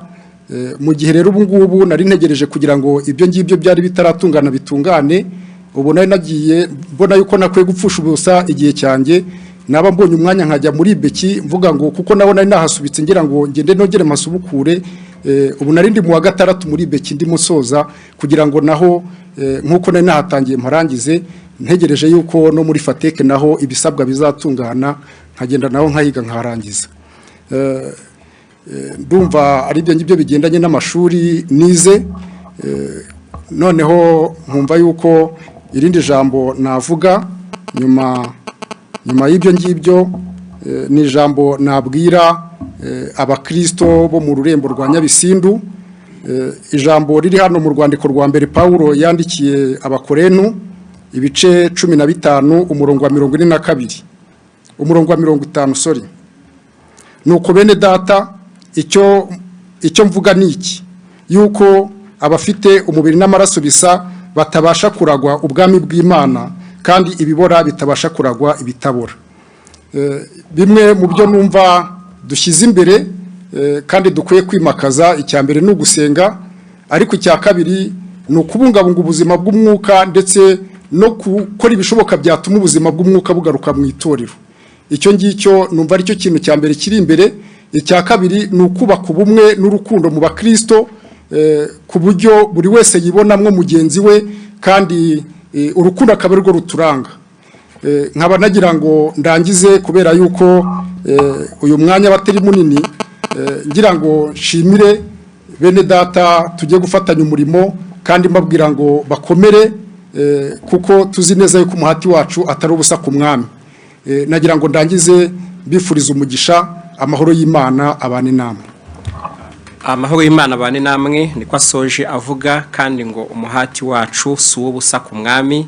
nitutagusari tuzagorerwa nkuko ndi mushumba bivuze nta mpamvu yo kugurira muri uru rugendo muri iyi nzira ni igihamya cy'uko tuzagorerwa rero Kristo abapastor abashumba bo mu burembo rwa Nyabisindu aho muri ni murambura ibiganza twakire umushumba Revera Pastor ni muragire Jean Marie Vianney mushumba w'urembo rwa Nyabisindu murambura ibiganza tumwakire mu izina rya Yesu kandi mushumba twabonye ubutumwa butandukanye bw'uko abakristo b'Nyabisindu bakwishimiye biteguye ko mufatanya umurimo w'Imana reka rero twakire umushumba w'urembo rwa Ngoma ni mu ntara y'Uburasirazuba urembo rukorera mu karere ka Ngoma ka Rwamagana ka Kirehe na ka Bugesera ariko rufite icyicaro ingoma muri paruwasi ya Kibungo rero mushumba w'urembo katubakire mwibwire bene so b'Ingoma mu basuhuze mu nabagezeho ubutumwa mu bafitiye uyu munsi. Murakoze cyane mushumba wacu namwe bene data bayobozi n'abandi badukurikiye turabaramutsa mu izina rya Yesu Kristo umwami wacu. Amazina ni Kananga Emmanuel ndi umupasiteri nkaba ndi umugabo wubatse mfite umudamu n'abana 4 navukiye mu karere ka Rwamagana Iburasirazuba mu mwaka w'1973 nize amashuri abanza nkomeza n'amashuri yisumbuye ndetse na kaminuza nkaba mfite impamyabushobozi mu iterambere rusange ndetse n'ubumenyi mu bya politiki development studies na political sciences nahawe navanye muri kaminuza nkuru y'igihugu mu 2012 nize kandi ishuri rya Bibiliya cyangwa se rya theology nize mu ishuri rya theology mu ishuri rikuru ry'itorero ryacu ADEPR ishuri rya Fatek ndarisoza hanyuma nkaba ubu ngubu nari naratangiye kwiga ishuri rikuru nanone cyiciro cya gatatu cya masters mu ishuri mpuzamahanga ry'ubuyobozi bw'amatorero IGSM ndacyarikomeje mu buzima busanzwe nakoze imirimo itandukanye muri secondaire kubera ko nize ubuhinzi nabaye umugoronome w'umwuga bikora igihe kinini imyaka igera kuri 18 mu kigo cy'amakawa cyitwaga Osiri Cafe cyaje guhinduka na Yeb nza kuvamo nkomereza imirimo muri Ministeri y'Urubyiruko nshinzwe ibigo by'urubyiruko biri mu gihugu mu turere twose tw'iki gihugu kuva mu 2014 kugeza 2020 mu buzima bw'umuhamagaro nakijijwe mu mwaka wa 1997 nyuma ya jenoside yakorewe abatutsi ndushye ariko Imana irasanga iranduhura ndetse mpita nkomeza umuhamagaro w'Imana ntangira nkorera Imana muri korali mu itorero rya ADEPR mu majyepfo mu Ruhango muri paruwasi ya Ruhango umuririmbyi ndetse umutoza w'abaririmbyi ndetse n'umuyobozi wa korali yawe nkuru yitwa korali siniyumanganya igihe cy'imyaka igera kuri 15 aho niho Imana yantoreje cyane ntoza kuyikorera kandi nasohotsemo neza graduatinga umuvuga butumwa umudugudu nayoboraga uza kujya muri Nyanza aho mu itorero rya Nyanza muri paruwasi ya Nyanza niho naherewe inshingano y'ubukuru bw'itorero mu mwaka wa 2014 hanyuma nza kuvayo ngaruka muri paruwasi yanjye navukiyemo ya Ruhango aho naho nakomereje imirimo nayobora kubera nyine imirimo ya leta nakoraga nkaba nayifatanyaga n'ubundi no kuyobora umudugudu ubu ngubu nayoboraga umudugudu witwa Munini muri iyo paruwasi ndumva mu ncamake naba nsubikiye aho ngaho bene data bo mu rurembo rwa Ngoma tufitanye igihe gihagije tuzakomeza kugenda tumenyana kugeza ubu rero aho Imana ndetse n'abayobozi bacu batugiriye icyizere cyo kuyobora ururembo rwa Ngoma, naho ngaho nakoreraga umurimo w'Imana, kandi n'Imana yaduhamagaye yajyaga iducira amarenga ko hari ukundi izadukoresha. Ijambo ku bakristo rero burembo rwa Ngoma nababwira nsoza ni ijambo n'ubundi ry'Imana, niyo kataloge yacu, niyo busore yacu, niryo rituyobora, riri mu Bafilipi igice cya mbere umurongo wa 6. Iravuga ngo icyo nzi neza rwose ntashidikanya nuko iyatangiye umurimo mwiza muri mwe izawurangiza rwose kugeza ku munsi wa Yesu Kristo. Amen. Nta kindi cyo gukora dufite uretse gusenga, gukora cyane, tuvuga ubutumwa, twamamaza inkuru nziza y'agakiza, kandi twagura ubwami bw'Imana. Imana ibaho umugisha mu izina rya Yesu, turabakunda cyane. Shalom.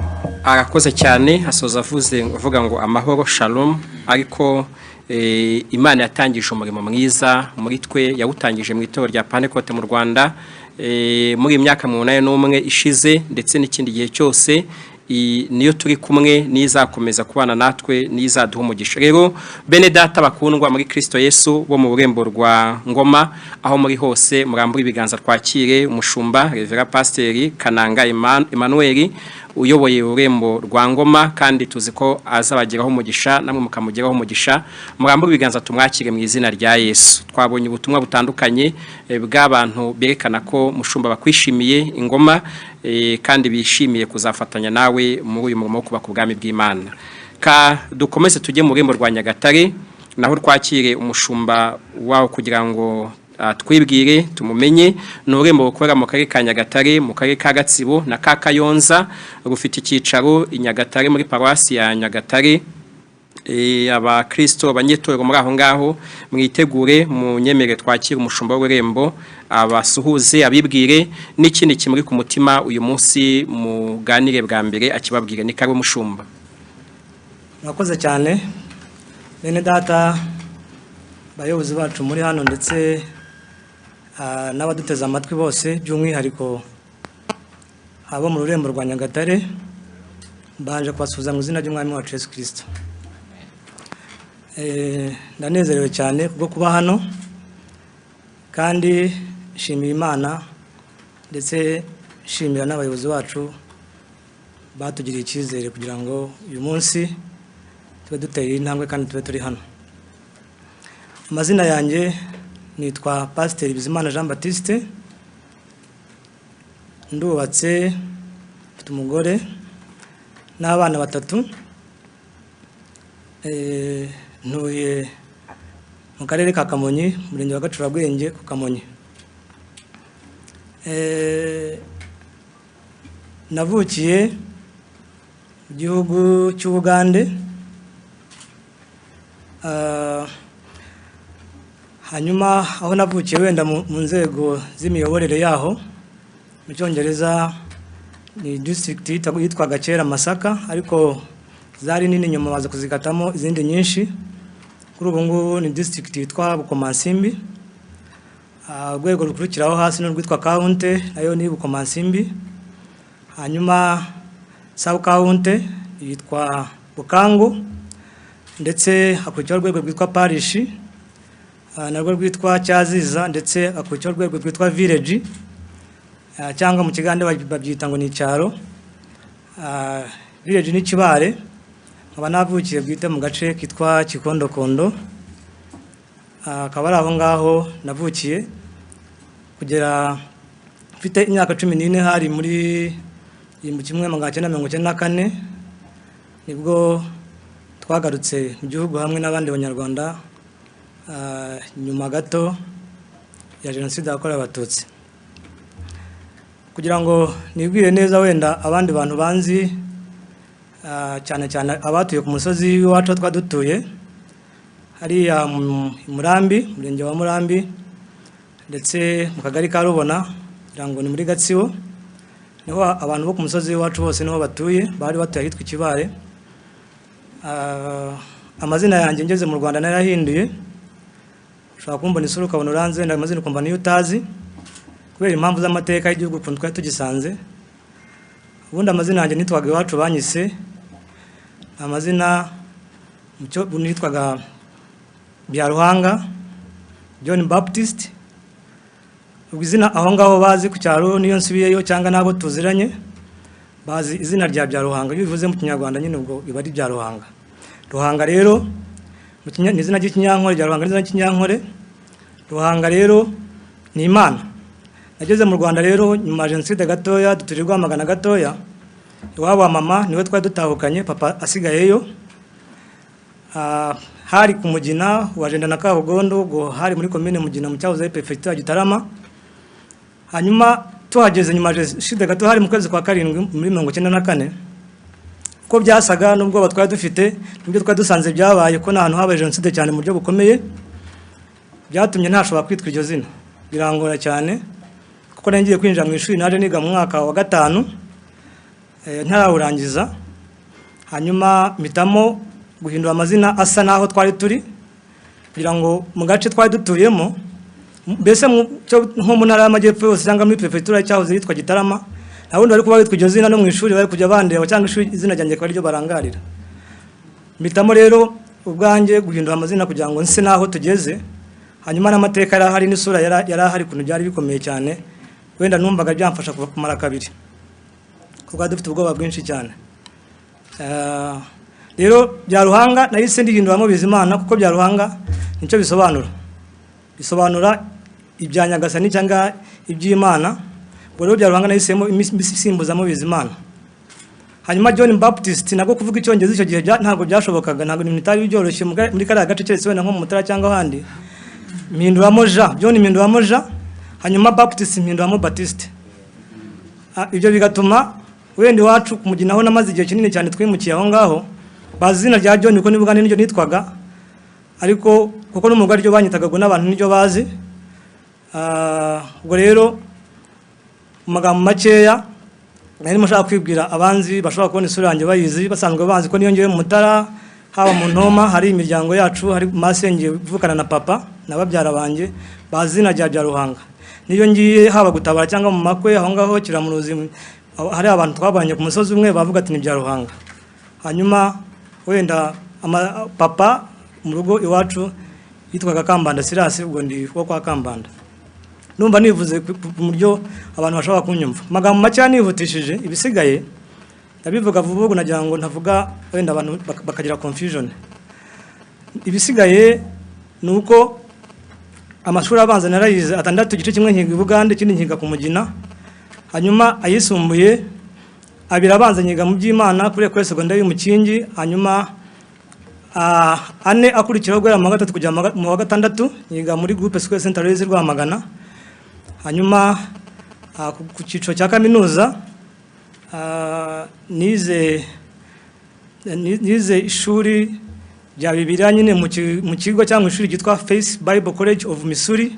Ni ishuri riri muri Leta Zunze Ubumwe za Amerika ariko ryari rifite agashami i Bugande ahantu bita Rugazi muri Mukono, niho twigiye makubura rero impamyabumenyi y'icyiciro cya kabiri cya kaminuza bachelors ndetse na masters mu ishami bita pastoral theology cyangwa theologie pastorale mu Gifaransa. Mu magambo make nanone mirimo nakoze yindi nakoze mu mushinga ufatwa na Compassion International ukorera ku Mugina witwa Rwamagana 360, ndi project director imyaka 5. Nza gusezera njya gukora business mba managing director wa company yitwa Ibyiza Company Limited, ndimo nyikora hamwe n'umuryango wanjye. Niho Imana yampamagaye njya kwiga theology, uragira ngo mbihuze. Ndimo niga theology rero mpamagarirwa gukorera umurimo w'Imana. Ntangira ndi umuyobozi wa korali Mugina, niho nakoreye umurimo w'Imana igihe kinini. Umuyobozi wa korali, ndi umuyobozi wa korali mpamagarirwa kuba mwarimu.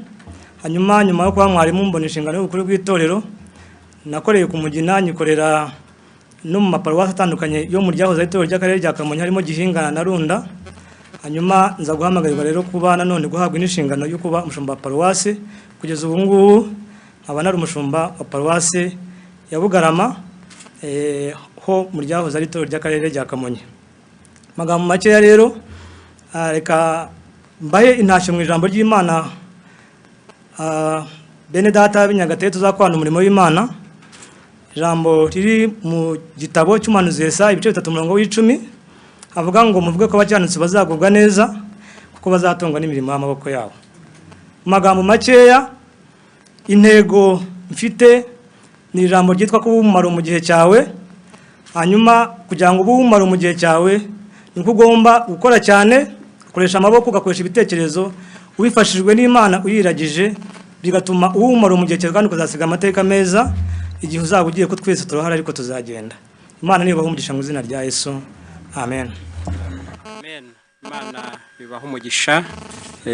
Turakwakiriye cyane kadusabe bene data bo mu burembo rwa Nyagatare aho muri hose duha ikaze umushumba Reverend Pastor Bizimana Jean Baptiste murambuye ibiganza kugira ngo tumwakire mu izina rya Yesu. Kandi nagiye mbona ubutumwa butandukanye bw'abantu bakwishimiye berekana ko biteguye gufatanya nawe. Tugiye gusorezaho ku rurembo rwa Huye, ni ururembo ruri mu ntara y'Amajyepfo mu karere ka Huye, Gisagara, Nyaruguru na Nyamagabe, rufite icyicaro hariya Huye muri paruwasi ya Taba.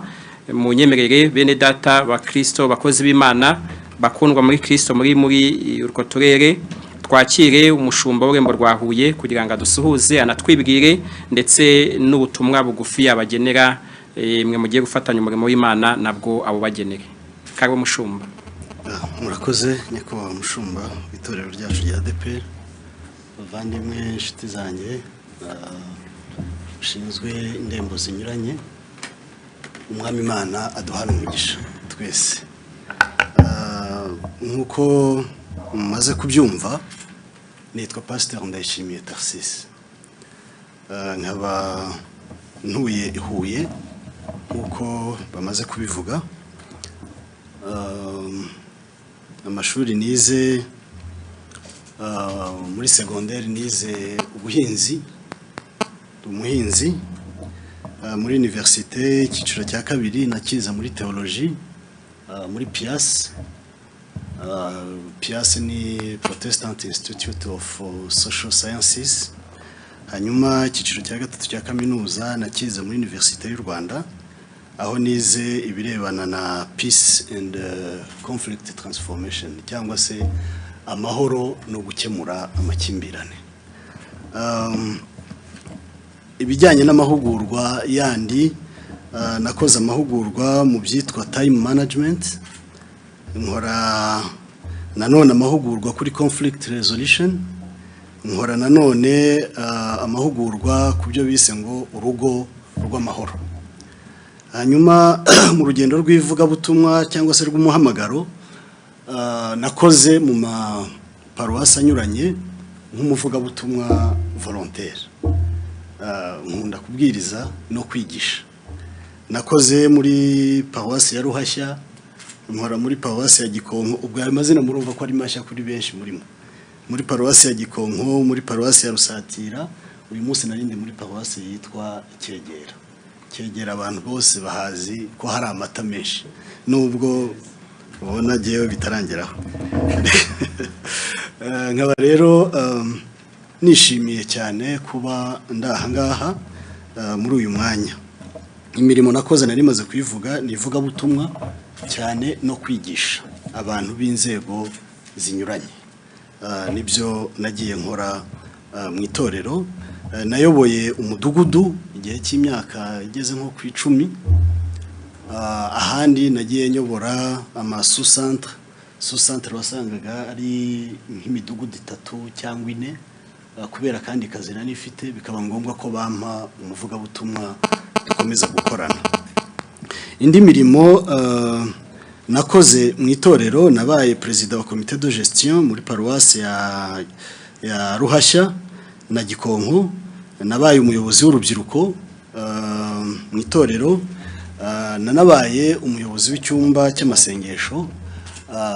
Nishimira cyane kuko muri icyo gihe nabonye Imana ikora ibintu bikomeye.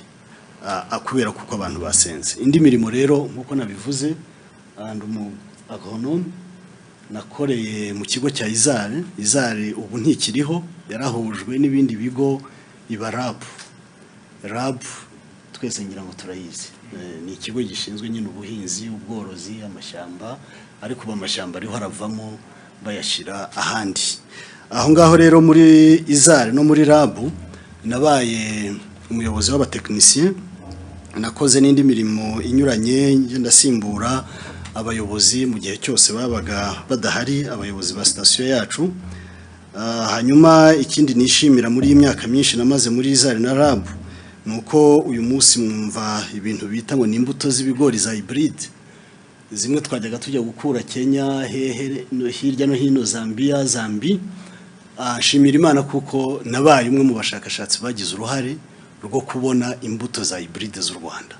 Ntabwo ari benshi, ntibarenga 10, ubwo rero ibyo nabyo ndabishima rwose. Ikindi numva navuga ntiriwe ntinda cyane mu nzego z'ibanze, mu buyobozi bwacu bwa leta, nabaye president w'inama njyanama, na n'uyu munsi nari nkiriwe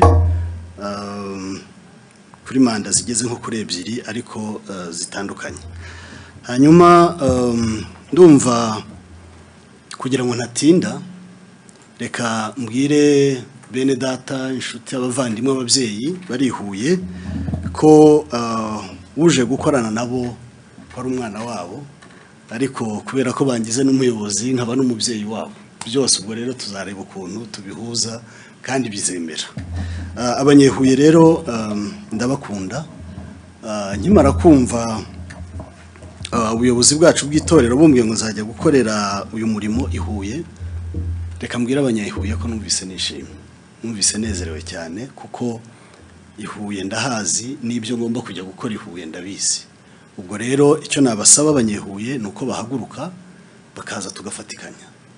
Reka mbasabe ntibazafata umwanya wo kunyiga, kuko twabanaga baranzi, ntibazafata umwanya wo kunyiga, ahubwo bafata umwanya uhagije wo guhaguruka kugira ngo dukore.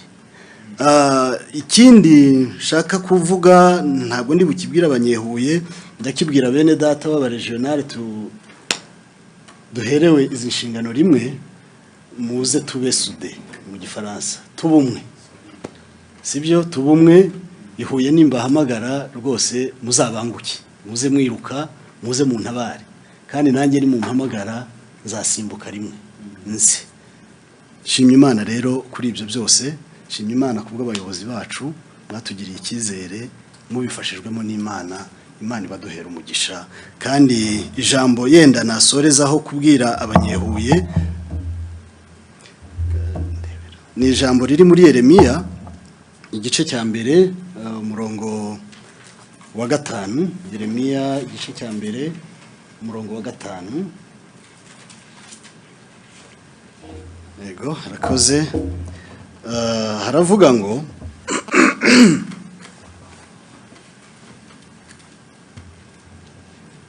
nakumenye ntarakurema mu nda ya nyoko, kandi nakwejeje utaravuka, ngushiriraho kuba umuhanuzi uhanurira amahanga. Amen. Naribajije ntese iyi Mana yatumenye itaraturema twabagahe? Reka mbabwire ko tutararemwa twabaga mu bitekerezo by'Imana. Imana bibampera umugisha mu izina rya Yesu. Amen.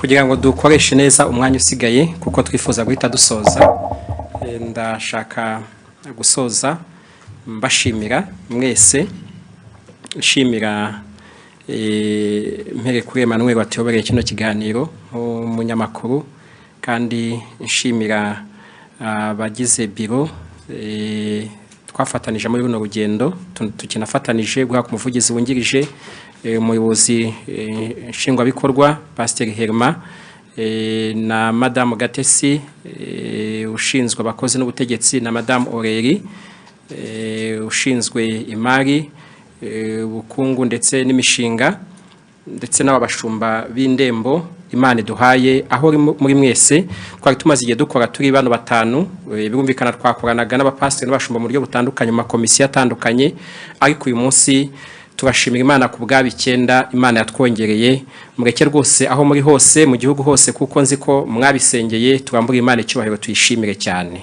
kandi turabizi ko ni imbaraga Imana iduhaye mu itorero zo kubaka ubwami bw'Imana. Ngana ku musozo ndabashimira ko mu rugendo turimo rwo kureba impinduka ziba mu itorero mukomeje kutuba hafi mu kudusengera kuva mu kwezi kwa 10 twabanje dushyiraho uburyo amavugurura azakorwamo twarabibabwiye bikubiyemo zanyuno twakoze zo kubasura mu gihugu cyose mukaduha ibitekerezo bikeneye kuvugururwa bikubiyemo audit twakoze bikubiyemo ibyo mwagiye mutwandikira tukabisoma ariko binakubiyemo ibihe byo gusenga kugira ngo twumve ijwi ry'Imana kandi ibyo mwaduhaye byose uko twagendera tubisesengura twabonye kari byiza kari bikwiye guhinduka ariko bizahinduka mu byiciro kuko ibyo turi gukora bijyanye n'amavugurura bikubiye mu byiciro 7 by'ibyo tuzakoraho muri runo rugendo si ibintu twakorera umunsi umwe icyakora uko tugenda tubisesengura n'ibitekerezo muduha ndetse n'inshingano dufite hari ibyo twagiye dufataho ibyemezo birimo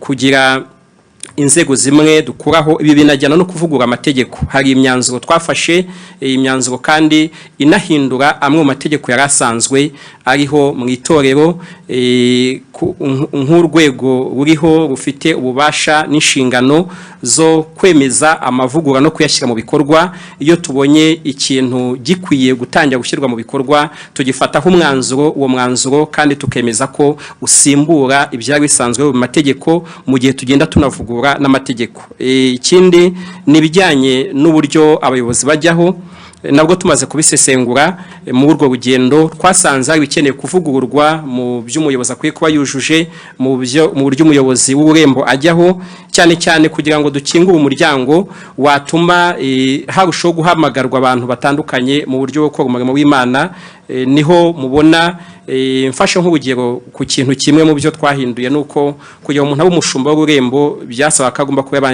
yaba umushumba wa paroisse ariko dusesenguye dusanga hari n'ibindi umuntu yaba yarakoze mu buzima byatuma abumushumba w'urembo bitari ngombwa ko yaba umushumba wa paroisse bituma rero hari ibyo duhindura dufata umwanzuro nawo ugira ibyo uvugura mu byari bisanzwe mu mategeko ndashaka kubabwira ko ibyo turi gukora byose turi gukurikiza amategeko ajyanye n'igikorwa turimo cy'amavugurura rero birashoboka ko mushaka kumva ababyumva kundi ababitekerezo kundi kuko birumvikana iyo tuvuza amavugurura abantu bose bashaka kugira imitekerereze inyuranye uburyo bakora amavugurura ariko hari uburyo twashyizeho nk'iritsinde yo gukora amavugurura dufatanije intambwe tuzagenda dutera zituganisha mu kureba ibyahinduka muri uyu murimo mu buryo bwo kubaka itorero tubashaka kubashimira rero nk'abanyetorero kandi ikindi nuko ibi turi kugenda dukora bishingiye ku byifuzo ku bitekerezo byanyu kandi igikomeye dushima nuko Imana narushaho kuduhishurira ko binashingiye ku cy'Imana ishaka igambiriye ku itorero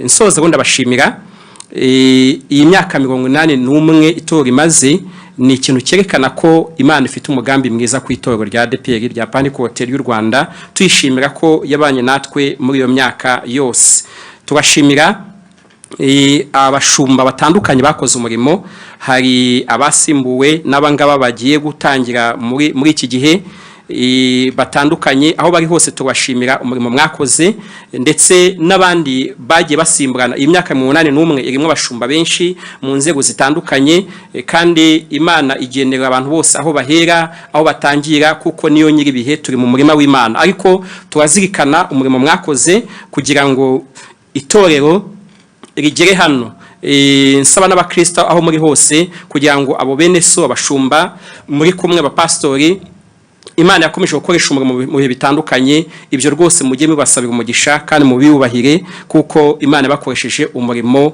mwiza guhera ku batangije itorero n'abakomeje kuyirera kugeza uyu munsi wa none kandi turanashimira abakristo kuko ibikorwa byose itorero ryagezeho muri iyi myaka birava mu bwitange bwanyu. Tuzirikana uburyo mwitanga mwubaka insengero, mufasha abakene mu bikorwa by'iterambere, mu masengesho atandukanye musenga. Rero nabyo turabashimira cyane ko urwo rugendo itorero ryagenze kugira ngo rigere mu gihugu hose, mu tugari twose, ahantu hose. Turabashimira tubikuye ku mutima kandi tubabwira ngo Imana yacu ntikiranirwa ngo yibagirwe umurimo, yibagirwe imirimo twakoze. Icyo twabwira abashumba b'indembo bashya nuko ijambo ry'Imana riri muri Mateyo 28 umurongo wa 18 bavuga ngo nuko Yesu arabegira avugana nabati nahawe ubutware bwose mu ijuru no mu isi, nuko mugende muhindura abantu bo mu mahanga yose abigishwa, mubabatiza mu izina rya Data wa twese n'Umwana n'Umwuka wera, mubigisha kwitondera ibyo nababwiye byose, kandi dore ndi kumwe namwe iminsi yose kugeza ku mperuka y'isi. Amen. Nkunze icyo avuze mushumba Taxis avuga ngo icyo ngiye gukora ubutare ndakizi, kandi mwese murakizi ni iki Yesu yaduhaye, ni iki yadutumye, kandi igikomeye yatubwiye ko afite ubutware ku bintu byose mu ijuru no mu isi n'ikuzimu, ntihazagire ikibatera ubwoba igihe cyose muri kumwe na Yesu. Kandi ikindi yaravuze ngo ndi kumwe namwe. Ahari umuvugizi wabwiye ngo ndi kumwe namwe, ntabwo yazaba ihuye ngo abari nibubavu abari n'ingoma icyarimwe, ariko Yesu we ari kumwe namwe aho muri hose, azabana natwe kandi azadushoboza umurimo kuko ni nyiri umurimo. Ndabwira umuntu wese wumva ahamagarwa kuba ku bwami bw'Imana kugira ngo aze muri iri jambo, aze muri uyu murongo, ari byo bituma nongera gusaba abanyetorero kuba mu mwanya wabo, umwanya w'abanyetorero wo gusenga. Umuntu wese abe mu mwanya we, umuntu wese akora icyo akwiye gukora. Hari igihe usanga igihe runaka cyangwa ahantu runaka ku bantu bakora umurimo w'ubworozi, hari igihe uruzitiro ruvaho ugasanga intama zimwe zavuye mu rwuri zagiye kona cyangwa se zagiye mu bindi. Rero turasaba abakristo, abanyetorero, umuntu wese agaruke mu mwanya we, dufatikanye icyo kuvuga, umuntu wese akivugira akwiye kukivugira, akibwire wakwiye kukibwira, wa muco bwa burere bw'abantu bigishije ijambo ry'Imana batojwe.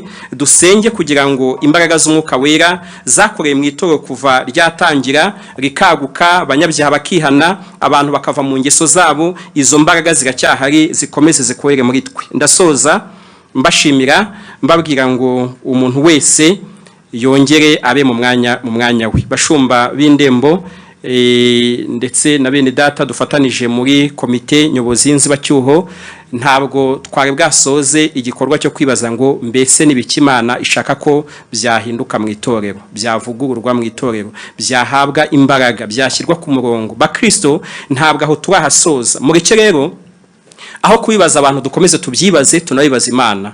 Aho no kubivuga, aho tudakwiye kubivugira, tubyibaze tunabibaza Imana, kubera ko Kristo atangije itorero, afite uburyo bwose, afite n'ibyangombwa byose arishakaho. Ndasoza mbashimira, mbasabira umugisha mwese. Ku cyumweru abo bashumba b'indembo mwakiriye bazaza no mu maparuwase ari ku cyicaro, bazabana namwe mu materaniro. Tunashimira Imana ko insengero zizatangira gukora, turabishimira Imana rero mubitegure kugira ngo muzabakire, kandi basaba ko mukomeza kwirinda icyorezo cya coronavirus no gufata ingamba zose zo kugira ngo abantu bagitsinde. Turacyagira ibiganiro bitandukanye bijyanye n'urugendo dukomeje, ariko dukomeje kwibaza ngo ADEPR Imana yifuza muri iki gihe ni yihe? Urembo Imana yifuza, paruwasi Imana yifuza, umudugudu Imana yifuza, ndetse n'umupasiteri yibaze ngo umupasiteri Imana yifuza numeze gute? Nawe mu Kristo wibaze ngo umukristo Imana yifuza numeze gute? Nujya ku munzani ugasanga ukomeze bitandukanye nuko Imana yifuza, iki gihe cy'amavugurura ntibe icyo kuvugurura itorero, ahubwo bihinduke igihe umuntu wese akwiye kuvugururwa. Nicyo nkwifuriza, kandi ngusaba nkwifuriza kugira ngo Umwuka wera akuvugurure mu izina rya Yesu. Munyemeraho muri muhaguruke dusenge dusoza tubashimira. Twari gufata n'undi mwanya, ariko bitewe n'aho amasaha ageze tuzongera tugira ikindi gihe cy'umwihariko.